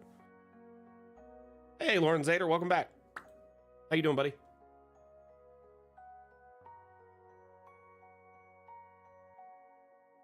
As I just said, Mayor, it really brings up some ethical concerns if we include objects from the asset importer in the workshop in generation because we don't own the rights to them or license them. Secondly, all of the objects on the workshop are configured very differently depending on the person. So if the, say, colliders on the object, the invisible bounding boxes around the object were configured poorly, in room generation, it might take up the whole room. There's so many variables that we'd have to essentially go over every object uploaded by hand, make sure they're configured correctly, and then plug them in. And then assume that the person who uploaded them actually owned the rights to upload them in the first place. There's just so much gray area where we could risk, like, you know, our brand or a lawsuit or stealing other people's art, which we don't want to do. Dungeon Alchemist's approach to map making and AI especially has been nothing but ethical. We pride ourselves on creating ethical solutions for development of AI and map making and the utilities around it.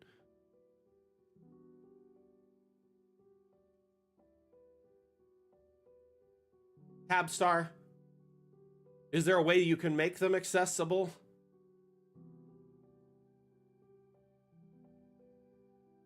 For right now, it's nothing I could change with the flick of a switch. There's a reason we have different terrains options in different maps. So essentially, the terrain tool has some limitations. The more terrain options you add in a single map, like as we add more terrain paints, the slower the map runs, and the terrain tool runs really poorly. So we wanted it to run optimally for the average user in our community, so we opted to have limited paint options per biome for now. So Steam polices themselves, right? And they say, hey, when you start sharing stuff on the workshop, you sign an agreement or you agree to an EULA, you know, end user license agreement saying you won't share anything like that.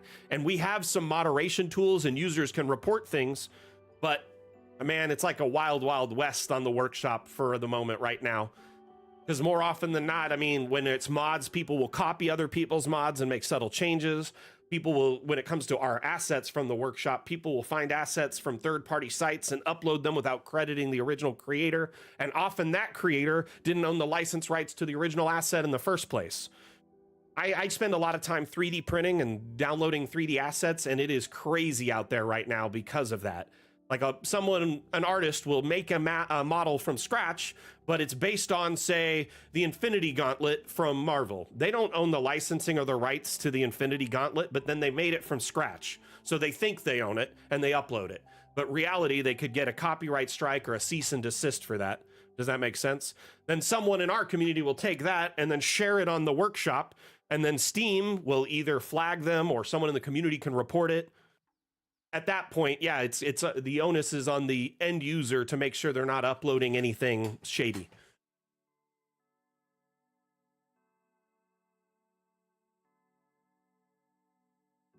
It does get difficult for sure. We encourage you to make sure you only upload assets you own, i.e. you created yourself, or have purchased the rights to use, i.e. you commissioned someone to make it for you. Alternatively, the only exception to that would be assets with a Creative Commons license attached to them that allow them to be shared. So a lot of creators that make 3D models will put a Creative Commons license on it, right? And that means you can share it as long as you don't resell it or you don't use it for profit.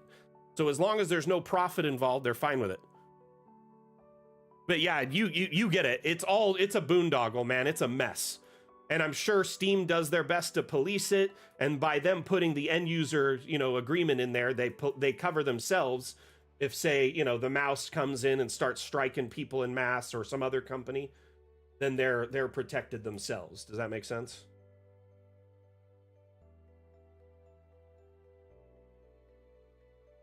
So you as a user, make sure, if you recognize something that definitely would be copyrighted, report it or let us know, and don't download and use it. But if you know how to use Blender, man, you would be right at home with Dungeon Alchemist with the asset importer. You can import STL, FBX, or GLTF files. One of our community members actually made a Blender plugin that optimizes the exports to make them better for our importer. So you can essentially import custom models of your own and then supplement your map builds with those. And since you created them, you obviously own the rights, as long as you're not, stealing other people's art in the creation. Currently, you cannot make your own terrain brush. In the next portion of the update, Fun with Objects Part 2, which I don't have a date for launch yet, but it'll be Part 2 of the update we launched, 18 days ago. It will have a new tool in it that essentially it's a decal tool that allows you to put stamps on top of terrain. So one of the decals is like a snow patch. So you could put snow on top of the grass, making it seem like it's been melting, or there's little patches of it, right? So with that tool, you essentially can import custom textures and in essence make custom terrains. But currently we don't have an option to allow you to import a terrain to be used in the terrain tool right here. They're limited to the ones we offer. I do think, though, eventually they'll be improving this, changing it.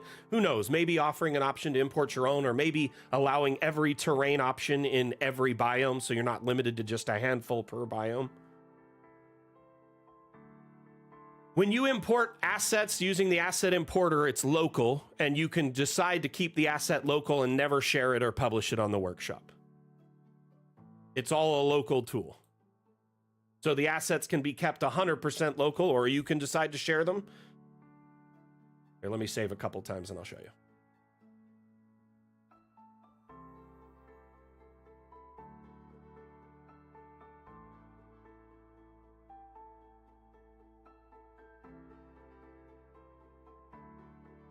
So this tool is our asset importer, right? Technically, you could import floor textures and stuff through this. When you import an asset before you share it on the workshop, it's labeled as local. Technically, all my assets are shared. But you can essentially set them to private so no one has access, but then they're backed up to the Steam cloud. So you are the only person or admins for Dungeon Alchemist, i.e. me, can see them. Or you can keep them 100% local before you publish them, i.e. Indicate that you're setting them to a visibility and then giving them. So essentially you can do these first 3 tabs, configure the asset, import it, give it all its information, categories it'll appear in the object menu, right? Or its collider information. And then you just never publish it. As long as it's never published, it's only in the local section. But yeah, make sure you go check out our demo if you haven't already. It's available on Steam. Check out our forest biome, build yourself a little tavern, see how it runs on your computer.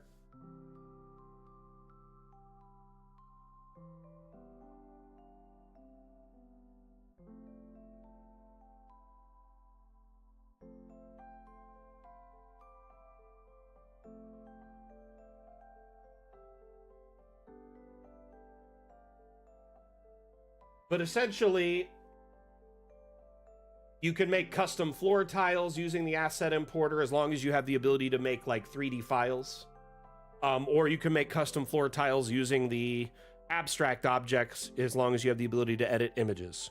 Aside from that, the options availability and stuff like that will get better with time, but for right now, that's all there is. Okay?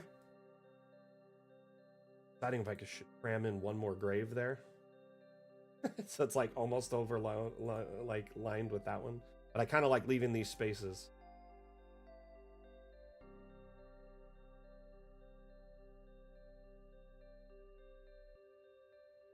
So Dungeon Alchemist released in early access in April of 2022. And then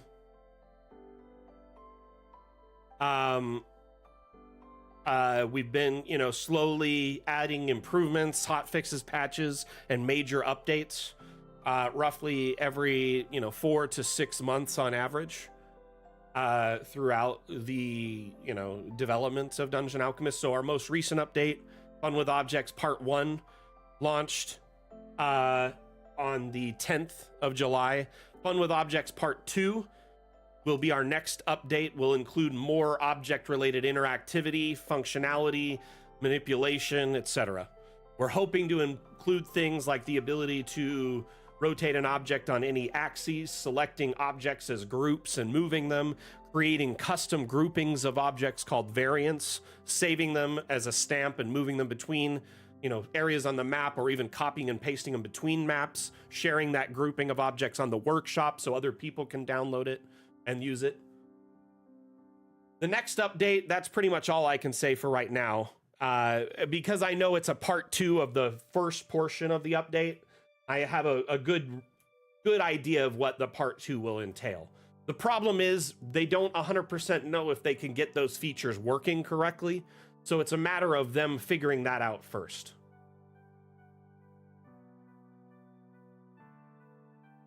But the stamp tool will definitely give you the ability to kind of manipulate the terrain more. And you can even stamp on objects. So you could put like cracks on this or dirt. You could put patches of leaves, snow, and you can import custom images.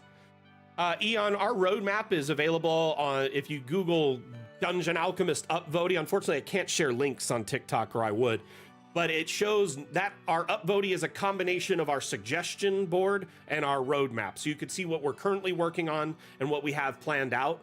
But Dungeon Alchemist was kind of slated out since its inception because it started as a Kickstarter. Our Kickstarter had a number of stretch goals. And those stretch goals are our major updates on our roadmap. So the current stretch goal we're working on is Fun with Objects. Remaining after this Fun with Objects update part 2 is 4 major remaining stretch goals. So you have, in no particular order, by the way, this has no, indication of their release order. It's just simply their names. Tricks and Traps, Water Worlds, High Seas, and Instant Dungeon.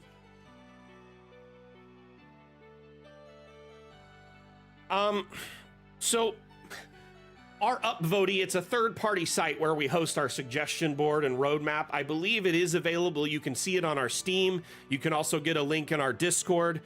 There may even be a link on our website. 1 minute. But like I said, if you just Google Dungeon Alchemist upvoting, you'll find it pretty quick.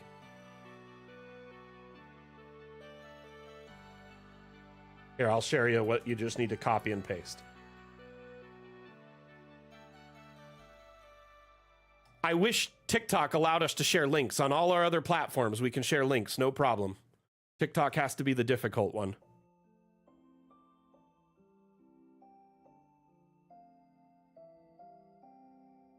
I know, it's because they don't want you to leave their site. They're really possessive of their viewers and their attention spans, so they're afraid if you click on a link and go somewhere else, you'll never come back, apparently. You can have a single link in your bio, and it's to our website, which has a lot of links on it. If you go to our website, it has all our social media. It has, all sorts of other information. Our wiki, our link to our Steam page, our link to our Discord. If you scroll to the bottom of our website, there's a bunch of links.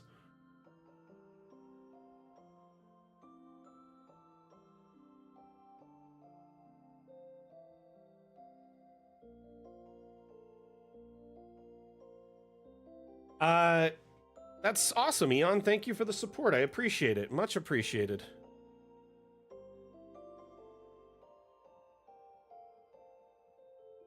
The link to the roadmap is on the top. Okay, good. Honestly, I don't spend a whole lot of time on our website because it's one of the few places that I don't have any influence over. I can't make any changes to it. Yeah, at the top of our website, it says roadmap. So if you go to dungeonalchemist.com, it says roadmap on the top. You can click it, and that goes to our upvote, our roadmap. Sorry about that. I should have known that. I literally have no control over the website. I can't make changes to it. I can't make adjustments to it. So I've kind of kept it out of sight, out of mind, so to speak.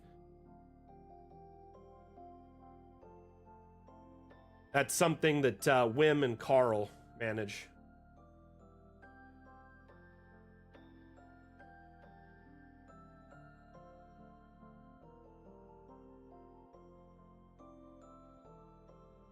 Noticing this pathway here is really good. So I'm probably just going to close it.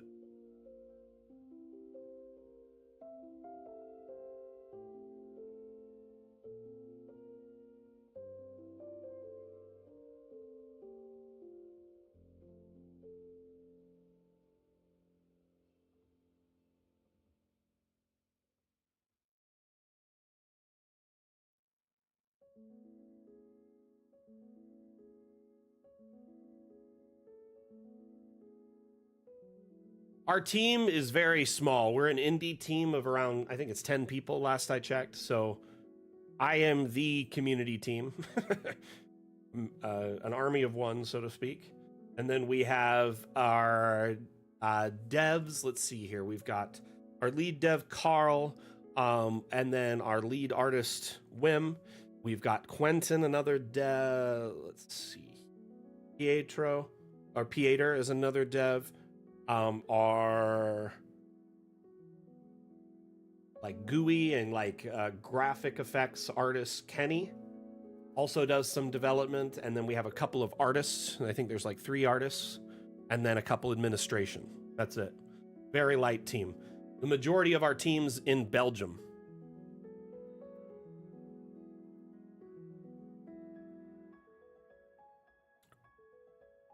So just so everyone is aware, Dungeon Alchemist, and I know at a glance people might like, roll their eyes and stuff with this. Give me a moment to explain. Dungeon Alchemist uses AI to generate environments and to fill out rooms, but it doesn't use generative AI. It doesn't use anything like you're accustomed to with modern AI, like, you know, like ChatGPT or, you know, whatever, Midjourney. It's nothing like that, okay? It is a last gen procedural AI. Not only is it last gen, it was made entirely in-house. So our AI was developed entirely in-house using privately created data sets. It was trained on our own maps and assets. All of the assets used in the room generation or environment generation were created in-house by a talented team of artists that we love and, you know, compensate appropriately. So every ounce of DA from end to end that uses any type of AI was not only ethically sourced, but ethically developed. And at no point does it use any public art or maps or assets in it to help train it or to generate spaces. So we feel we took a very ethical approach, and I think it allows us to kind of stand out from some other tools that are on the market starting to kind of spring up. I'm based in the States myself. Yeah, I'm actually based in Vegas.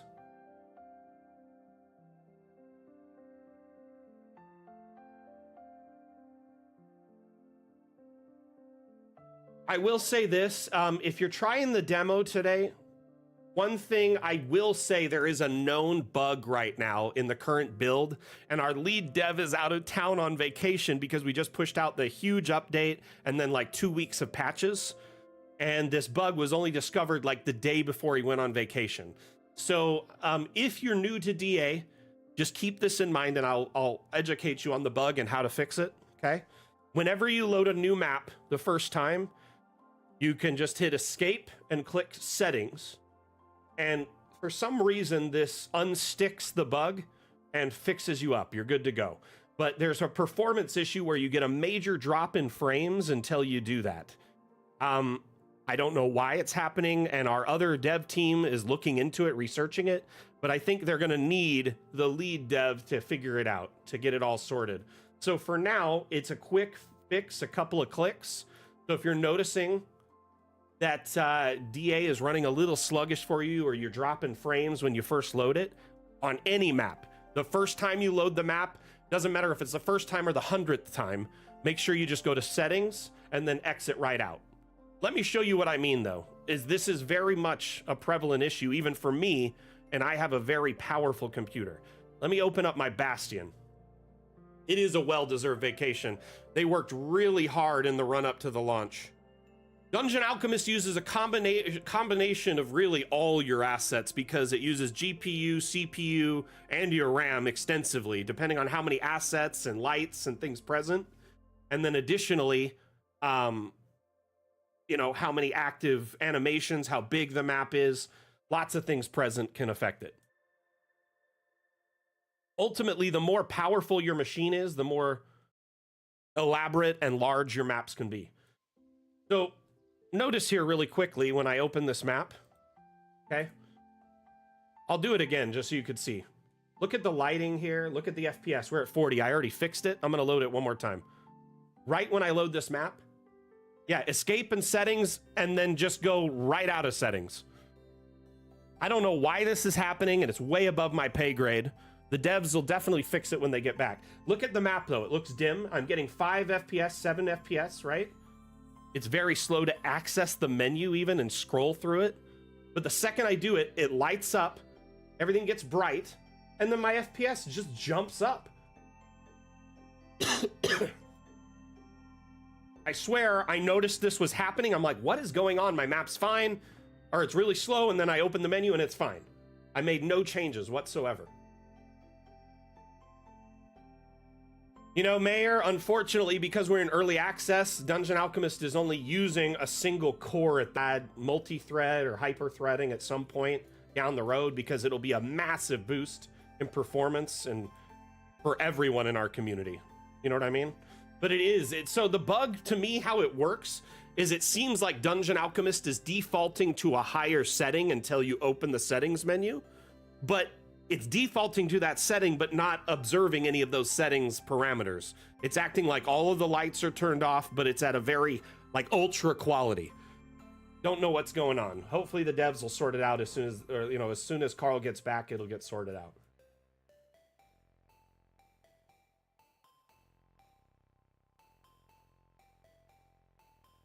Right, Mondu? But then the second I open the settings menu, it just, boom, jumps up. Here, let me open another map.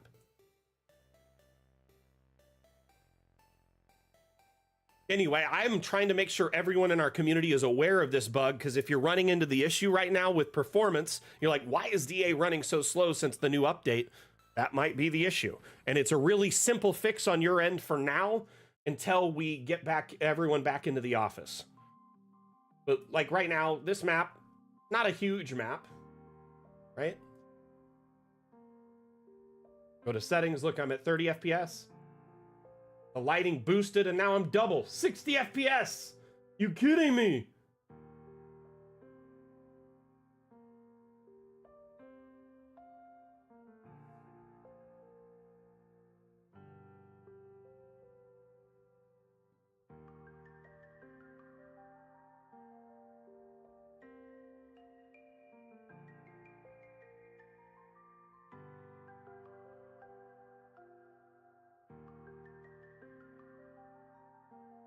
But yeah, this is a multi-level map, a great example of one. There's dozens, if not hundreds, of examples of multi-level maps on the workshop now, and they're amazing.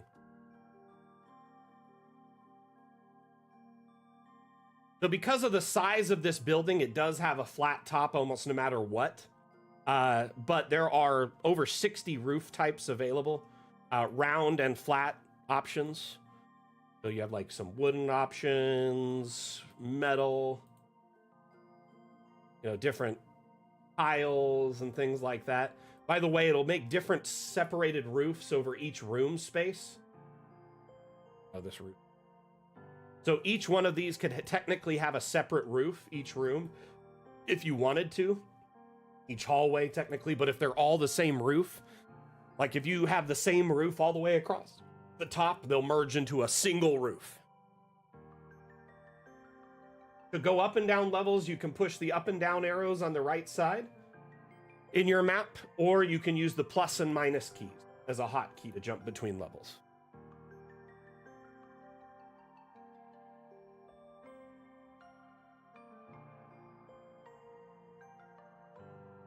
Alrighty, let's get back to my map here because I only have about 5 minutes left, and I want to build for that last 5.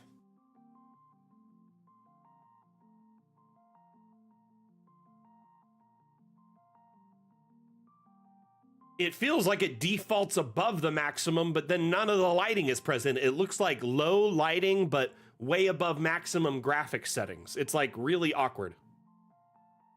At this time, they aren't really customizable. Deep in our like install file is like a JSON with all of the key configurations. The ones that are listed in there, technically you can change them, but we don't have a menu for keybind options to make it simple. So, I mean, if you feel bold, you could technically find that keybind file and change a few things in it if you want.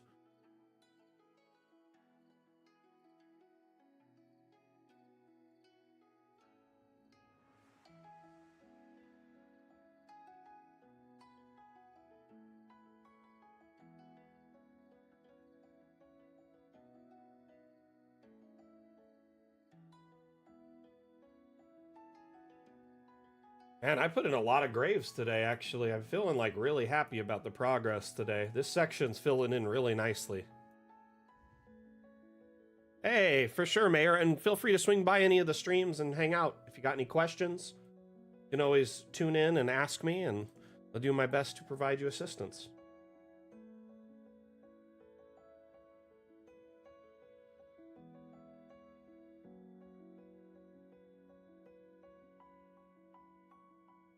It is like coming along nicely. I do think though these new grave types have really speeded this up. So these new graves that were included in the most recent update, they act as an a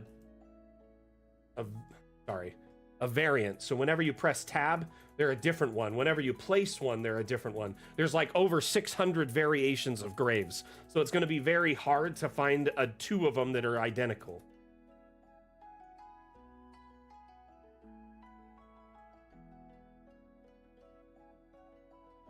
It's like a different headstone.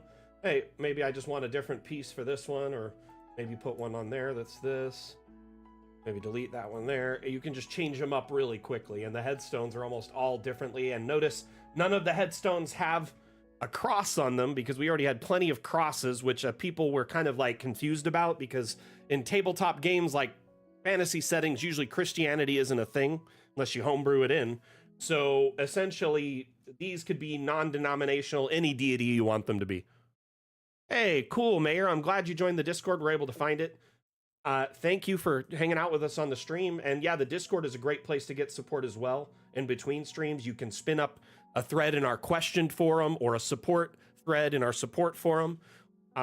There are places to hang out and vibe with other GMs and bounce ideas off of them in GM chat. So if you have ideas for homebrew or encounters or stat blocks, etc.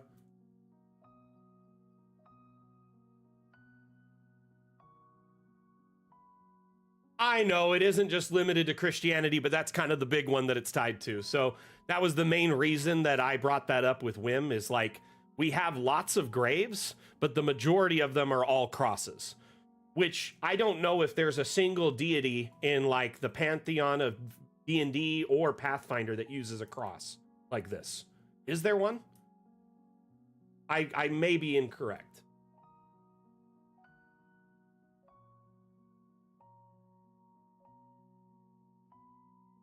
And prior to this update, you know, we did have some generic headstones, but a lot of them would be like this with like a cross or something on them.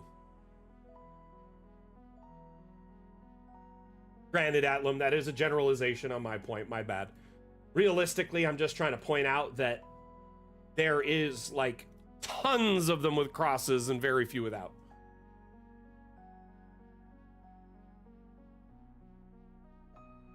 Adamix, thank you for the sub over on YouTube. Much appreciated, my friend. Welcome, welcome to the damn fam.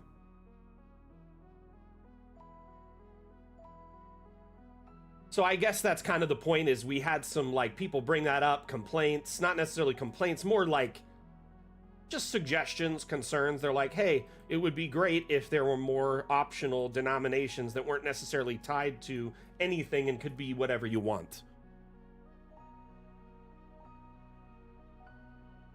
That's all. But notice here, you've got like a face, a book, a bird, a skull, some hands, a scroll, different denominations every time.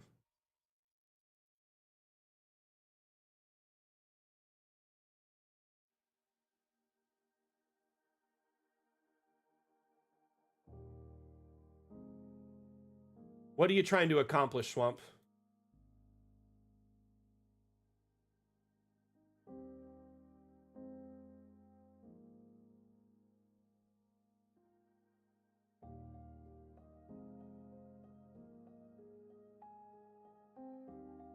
But yeah, Meyer, I agree. Or Mayor. Is it Meyer or Mayor? I want to make sure I say that correctly.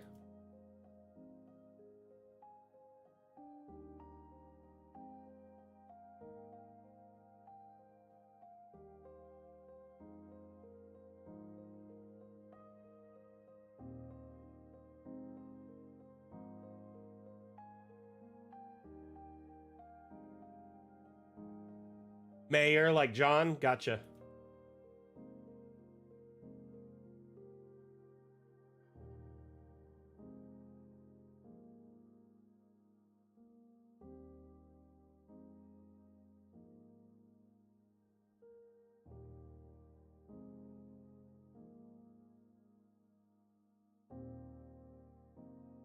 Of a building on a diagonal, it has a second story.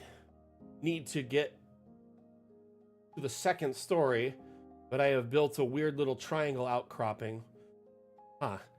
If you spin up a thread in Discord in the question forum, Swamp, I could at least see the map or get a picture of it, like a screenshot, so I could see what you're talking about. I'm having a hard time visualizing this, so I'm having a hard time trying to assist.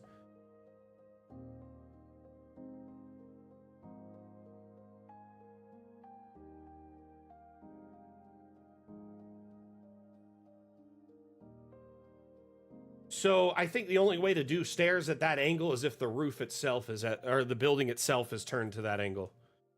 So like if you rotate it or had an angled like wall on there that you could slam it up against. Right now, the stairs are kind of locked to the grid, right? So essentially you have to rotate the room. I know that seems so impractical. You actually rotate the room 45 degrees to get 45 degree stairs. It's so silly when you say it out loud. I do think that some changes for stairs are coming soon. The devs have heard everyone's kind of concerns around the loss of, stair, freedom, where you could put them wherever you want at, rescale them and things like that.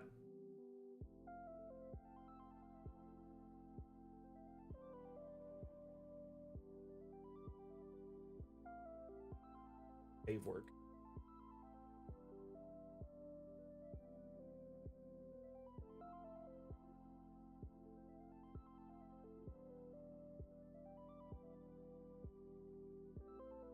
Just clicking each time I do this to feather it back a little bit, because I don't want to like override and paint the whole.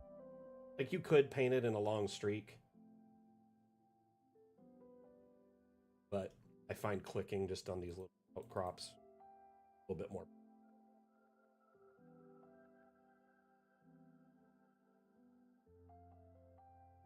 Hey, Clinton, thank you so much. Appreciate it. How you doing today, friend? I gotta say, I'm a big fan of the Halo franchise. It was a big part of my, younger years. Me and my roommates used to play it a lot. And I also really enjoyed the Halo novelizations. I've been kind of rereading them again. I read them when I was younger, and then I'm rereading them now. So it's always good to see someone that's a fan of. Wait, oh, I thought it said UNSC Spartan. Maybe I misread that. Are you? It may not have anything to do with Halo, but either way, sorry for that, the randomness.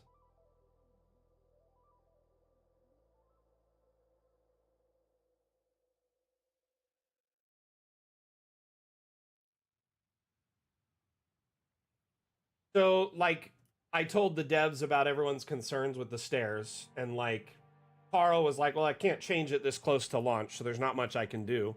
I was like, "I understand." It's like it just should be something that we address relatively quickly after the update, right? And I think, we personally should just have freestanding stairs, which are like the old upstairs, give them a new label, let people use them, rotate them on any axes, resize them so they could be used in buildings or externally without having a building foundation somewhere for the stair to be 100% reliant on. That's my main concern, is it's like too much reliance on buildings and the grid to actually make a stair at the moment. What if you have stairs in like the environment, like wilderness, like stone carved stairs, or like ruins that have crumbled over an eon, or you know what I mean? Like, we need more diversity. Stairs that, are any shape and size so they fit like a halfling aesthetic instead of just like some massive or like a normal size building. We need giant stairs, we need halfling stairs, and everything in between.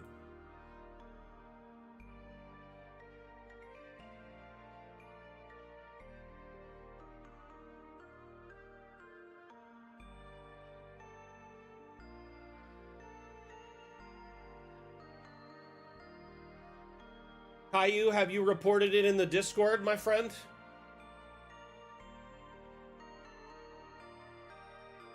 I would spin up a support thread, share the map, share images, video, your logs, anything you can in the Discord. That way we can track it. If there is already a thread in Discord, link it to me so we can get more attention on it, okay?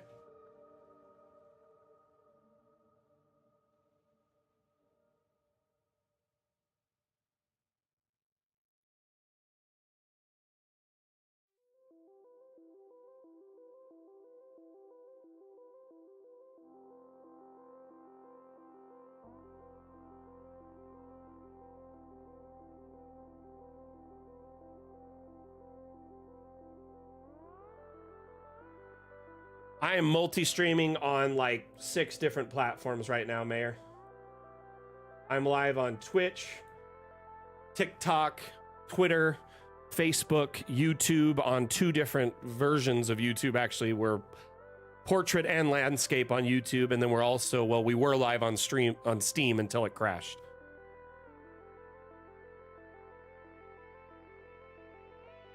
Cobra, trust me, it was tighter over here. We called this area the sardine can.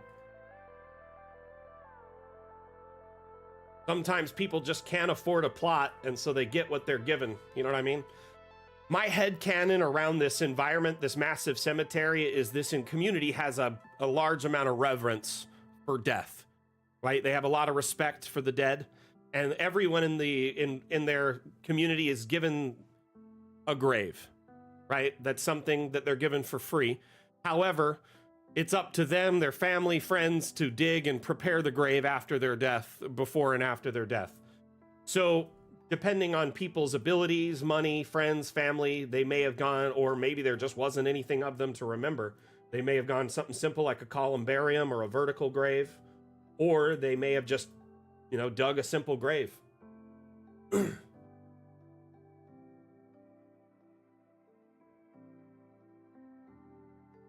Tabstar, what was your question?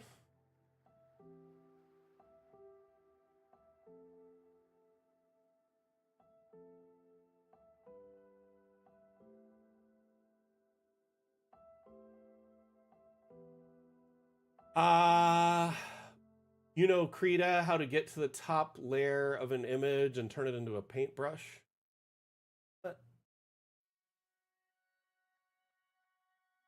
I don't know how to use, is that a tool, Krita, right? I'm not familiar with that tool.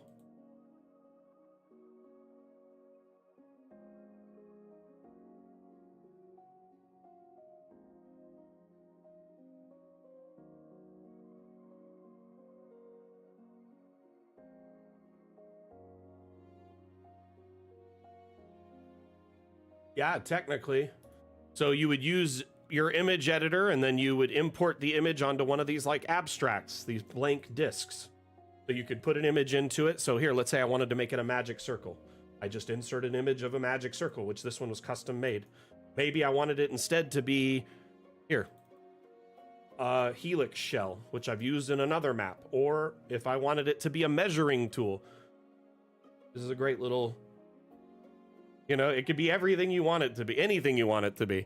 Doesn't even have to be a circle, technically. Here, let's put some blood in this one, like a puddle of blood.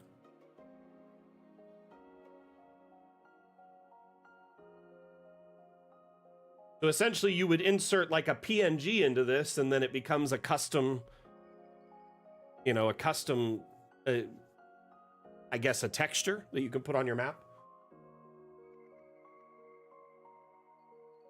You could use this to make custom flooring, all sorts of stuff, but it could be essentially everything in between. Here, let's add some dirt. Oh, this one does not have a blank PNG, so that one won't work. I'm going to delete that. Deleted.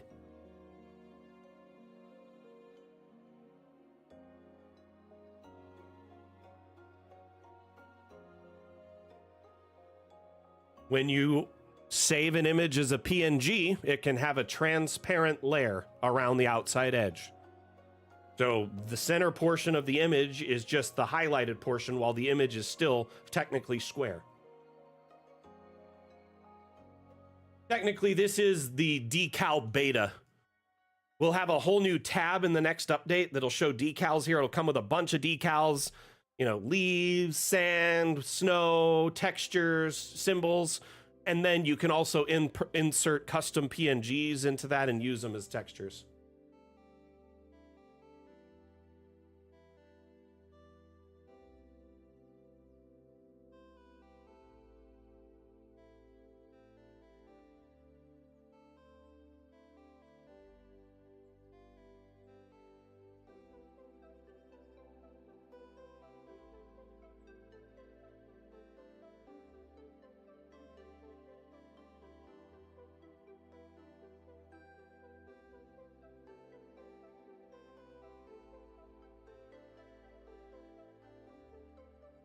Hey, see you later, Eric. Actually, I should take off soon, too. I think the stream's pretty much done now. Got a lot done, though. Like, look at this section. It is filling out quick thanks to these, because I started on this, like, 2 weeks ago. Got all this done, went over here, and we're just kind of slowly filling inward here. It's going to get a little tricky as we get over this way, but it'll work.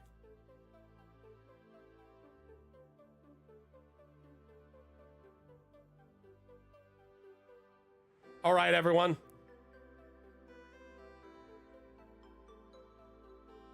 This particular map I've worked on about an hour or so a week, about a half hour, an hour a week for like 8 months. Because I only get like a little bit each week every Monday. I don't work on it in between when I'm not streaming. And when we're streaming on Mondays, the stream's AMA format, which means ask me anything. So if someone has a question or needs support, we'll drop whatever we're doing to answer their question. So often I get distracted and stop building for, 10, 20 minutes at a time. Hard to gauge exactly how many hours I've put into it, but I love building maps by hand. So to me, this is actually incredibly fun and therapeutic. It's so like cathartic for me to build like this.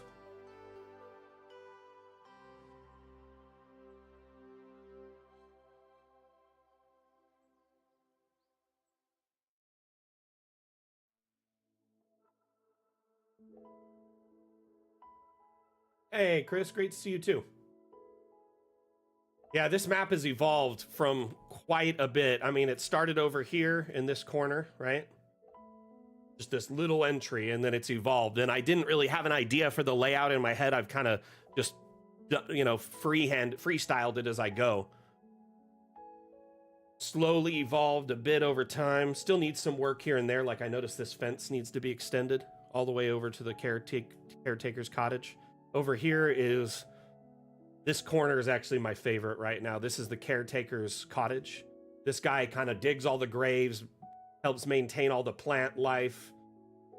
Essentially the on-site guardian for the area. Oh yeah, the whole map is designed to be very navigable because I wanted this to feel like a real cemetery. And I didn't want it to feel like a little village cemetery. I wanted it to feel like a cemetery that's been evolving over centuries, has lots of different styles of graves, different areas. You know what I mean?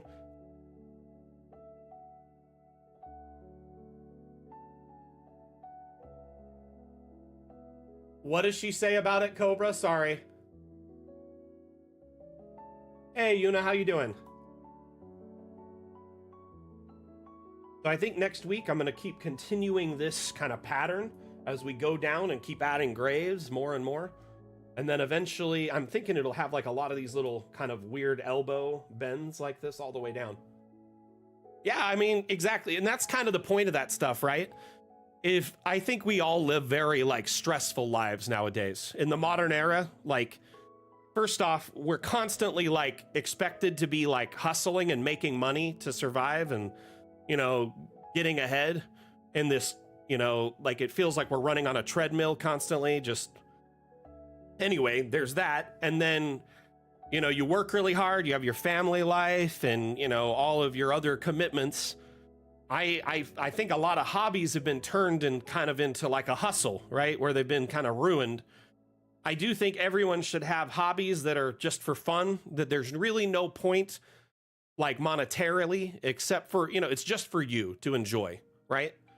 And it's funny, I say that as I get paid to make, you know, I stream Dungeon Alchemist, but I think that's part of the reason I love my job so much is I found a job that I really enjoy, and I love map making. I love map making since I was a young boy.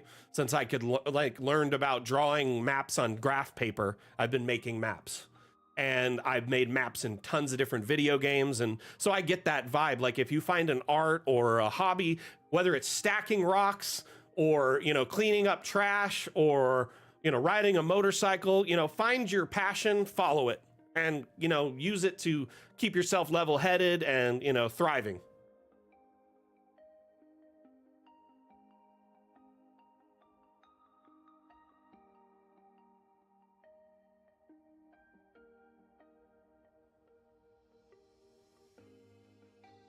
Hey, thank you for being here, Mayor. Nice to meet you, and hopefully, yeah, we will see you in the future. You're welcome back anytime. That goes for everyone. Had a lot of fun hanging out with you all. These streams, remember, they're a resource for you. So if, as you're learning Dungeon Alchemist and considering a purchase, or if you have had Dungeon Alchemist for a while and you're wondering how to accomplish certain styles of builds or certain aesthetics, or maybe you're struggling with an export or your map is having issues, tune into the streams. Anytime I'm live, feel free to drop questions, concerns, feedback, suggestions. Additionally, our Discord or any of our social media platforms are a great resource. So depending on your preference, you know, maybe you like Reddit, or maybe you're a Discord fan, or maybe you like both. Feel free to, you know, follow us in our Discord or subreddit or, you know, TikTok, Facebook, YouTube, wherever you like. And we occasionally will post content in those places. And additionally, we'll share when we go live with streams. Our Discord, though, I will say is probably the best place for all information. It's the largest grouping of our community. It has our events section, which shows all the upcoming streams. We have announcements and, you know, upcoming areas where we share teasers and stuff when they're available. And you can get support in our Discord through our question forum or support forum pretty much any time of the day. You know, I have that same problem, but what I do is how I tame it is I jump around in areas of the map, right?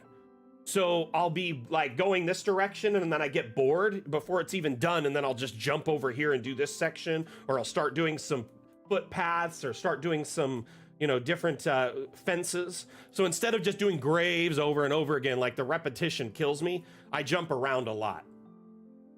Hey, Strange, thank you for the Strange Orange. Thank you for the follow. Welcome to the Damned fam. Hope to see you in future streams. That goes for all of you. If you enjoyed the stream today, make sure you hit that like, follow, subscribe button, share if you can. As we are an indie team, our our resources for advertising are kind of limited, so essentially word of mouth is how we grow the most. So if you enjoyed the stream today, or you enjoy Dungeon Alchemist as a whole, make sure you share the streams on your social media, or let your friends know about it, let your DM pals know about it, etc. Streams are on every Monday, Wednesday, and Saturday. We stream Monday 9 a.m. Pacific, 12 p.m. Eastern, 4 p.m. UTC for roughly 2.5 hours. Wednesday is at 10 a.m. Pacific, 1 p.m. Eastern, 5 p.m. UTC. That's exclusive to our Discord. That stream is called Office Hours. Because Discord can't be included in our multi-stream, we stream exclusive for them every Wednesday, so our community members there have a place to hang out and learn about stuff, get live tutorials from Professor Mac, etc. And then we stream every Saturday. The stream on Saturday alternates what the theme is every other week, though. So every other Saturday is what's called the Damn stream, and then the opposite Saturday is called the Damn Challenge. So we just had the Damn Challenge stream on this last Saturday. The Damn Challenge is a map making contest. It's ongoing every 2 weeks. We pick a theme during that stream, share it with the community. The current theme is magical disasters. We give our community 2 weeks to make a map of any shape or size using the theme as inspiration. You share that map in our Damn Challenge channel in our Discord. There's some rules pinned at the top for how to qualify and enter the challenge correctly. As long as you enter before the deadline and you qualify your entry by entering correctly, you have a chance to win a $10 Hero Forge gift card. And your map is the first map featured on that Damn Challenge stream, which gives a lot of eyes on it. Hero Forge gift card's nice because we have Hero Forge integration. You can link your Hero Forge account, import tokens that you've paid for. But if you get a token or two for free, it's always nice, right? The opposite stream, the Damn stream, is our upcoming Saturday. The Damn stream, we essentially look at maps and assets on the Steam Workshop, open them, check them out, see what they did, teach people how they did it, and provide real-time AMA support. So think of like our streams are kind of like a class or a course. You can tune in whenever it's most convenient for you, and then just raise your hand and ask questions, or watch and learn, vibe with other people. The winner from the last Damn Challenge was already announced. That was Swedish Cook. Swedish Cook won the Damn Challenge, and our next theme has already been announced and the deadline for it, which it's all in the Damn Challenge channel in Discord. But you have between now and August 1st, end of day in your time zone, so 11:59 p.m. in your specific time zone to submit your entry. I really liked your entry, Swamp, by the way. It was really good.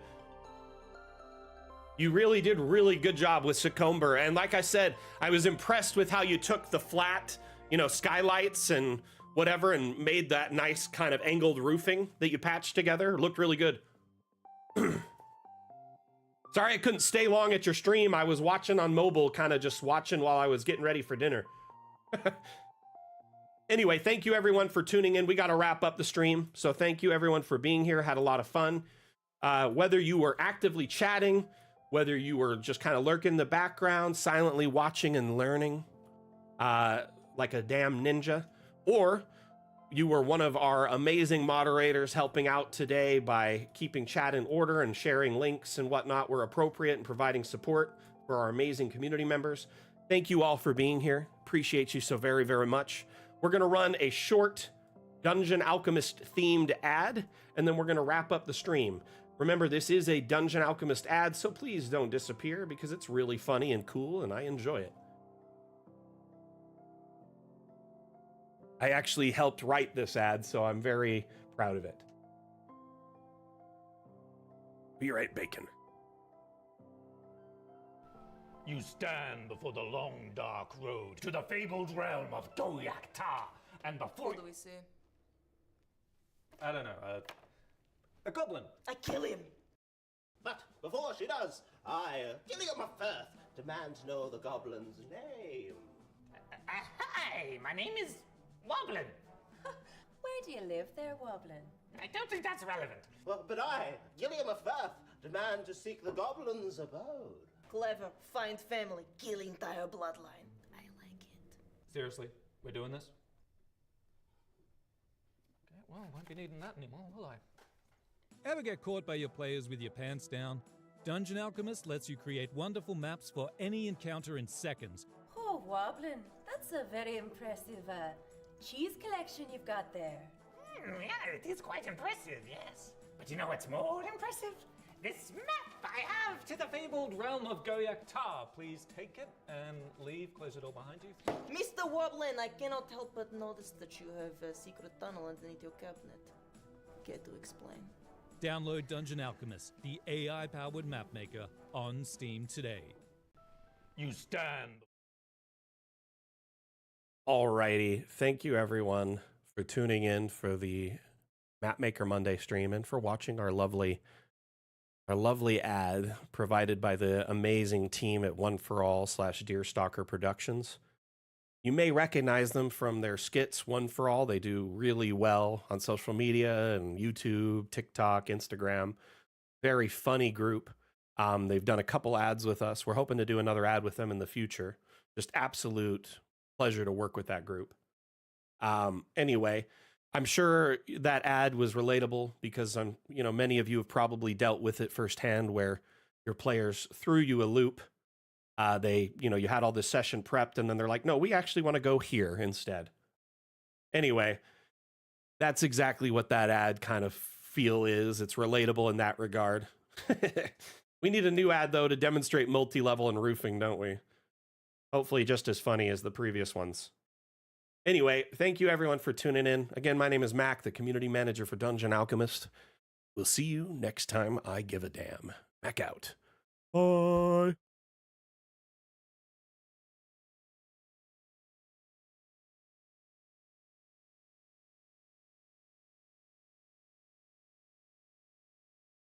I'm sure after watching it a dozen times, you'd get sick of it if it weren't relatable, right?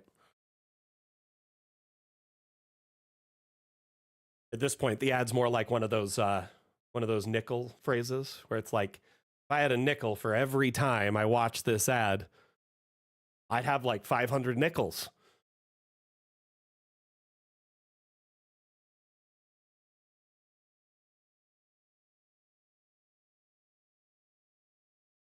All right, see you later, everyone. Thank you for tuning in. Back out. Bye.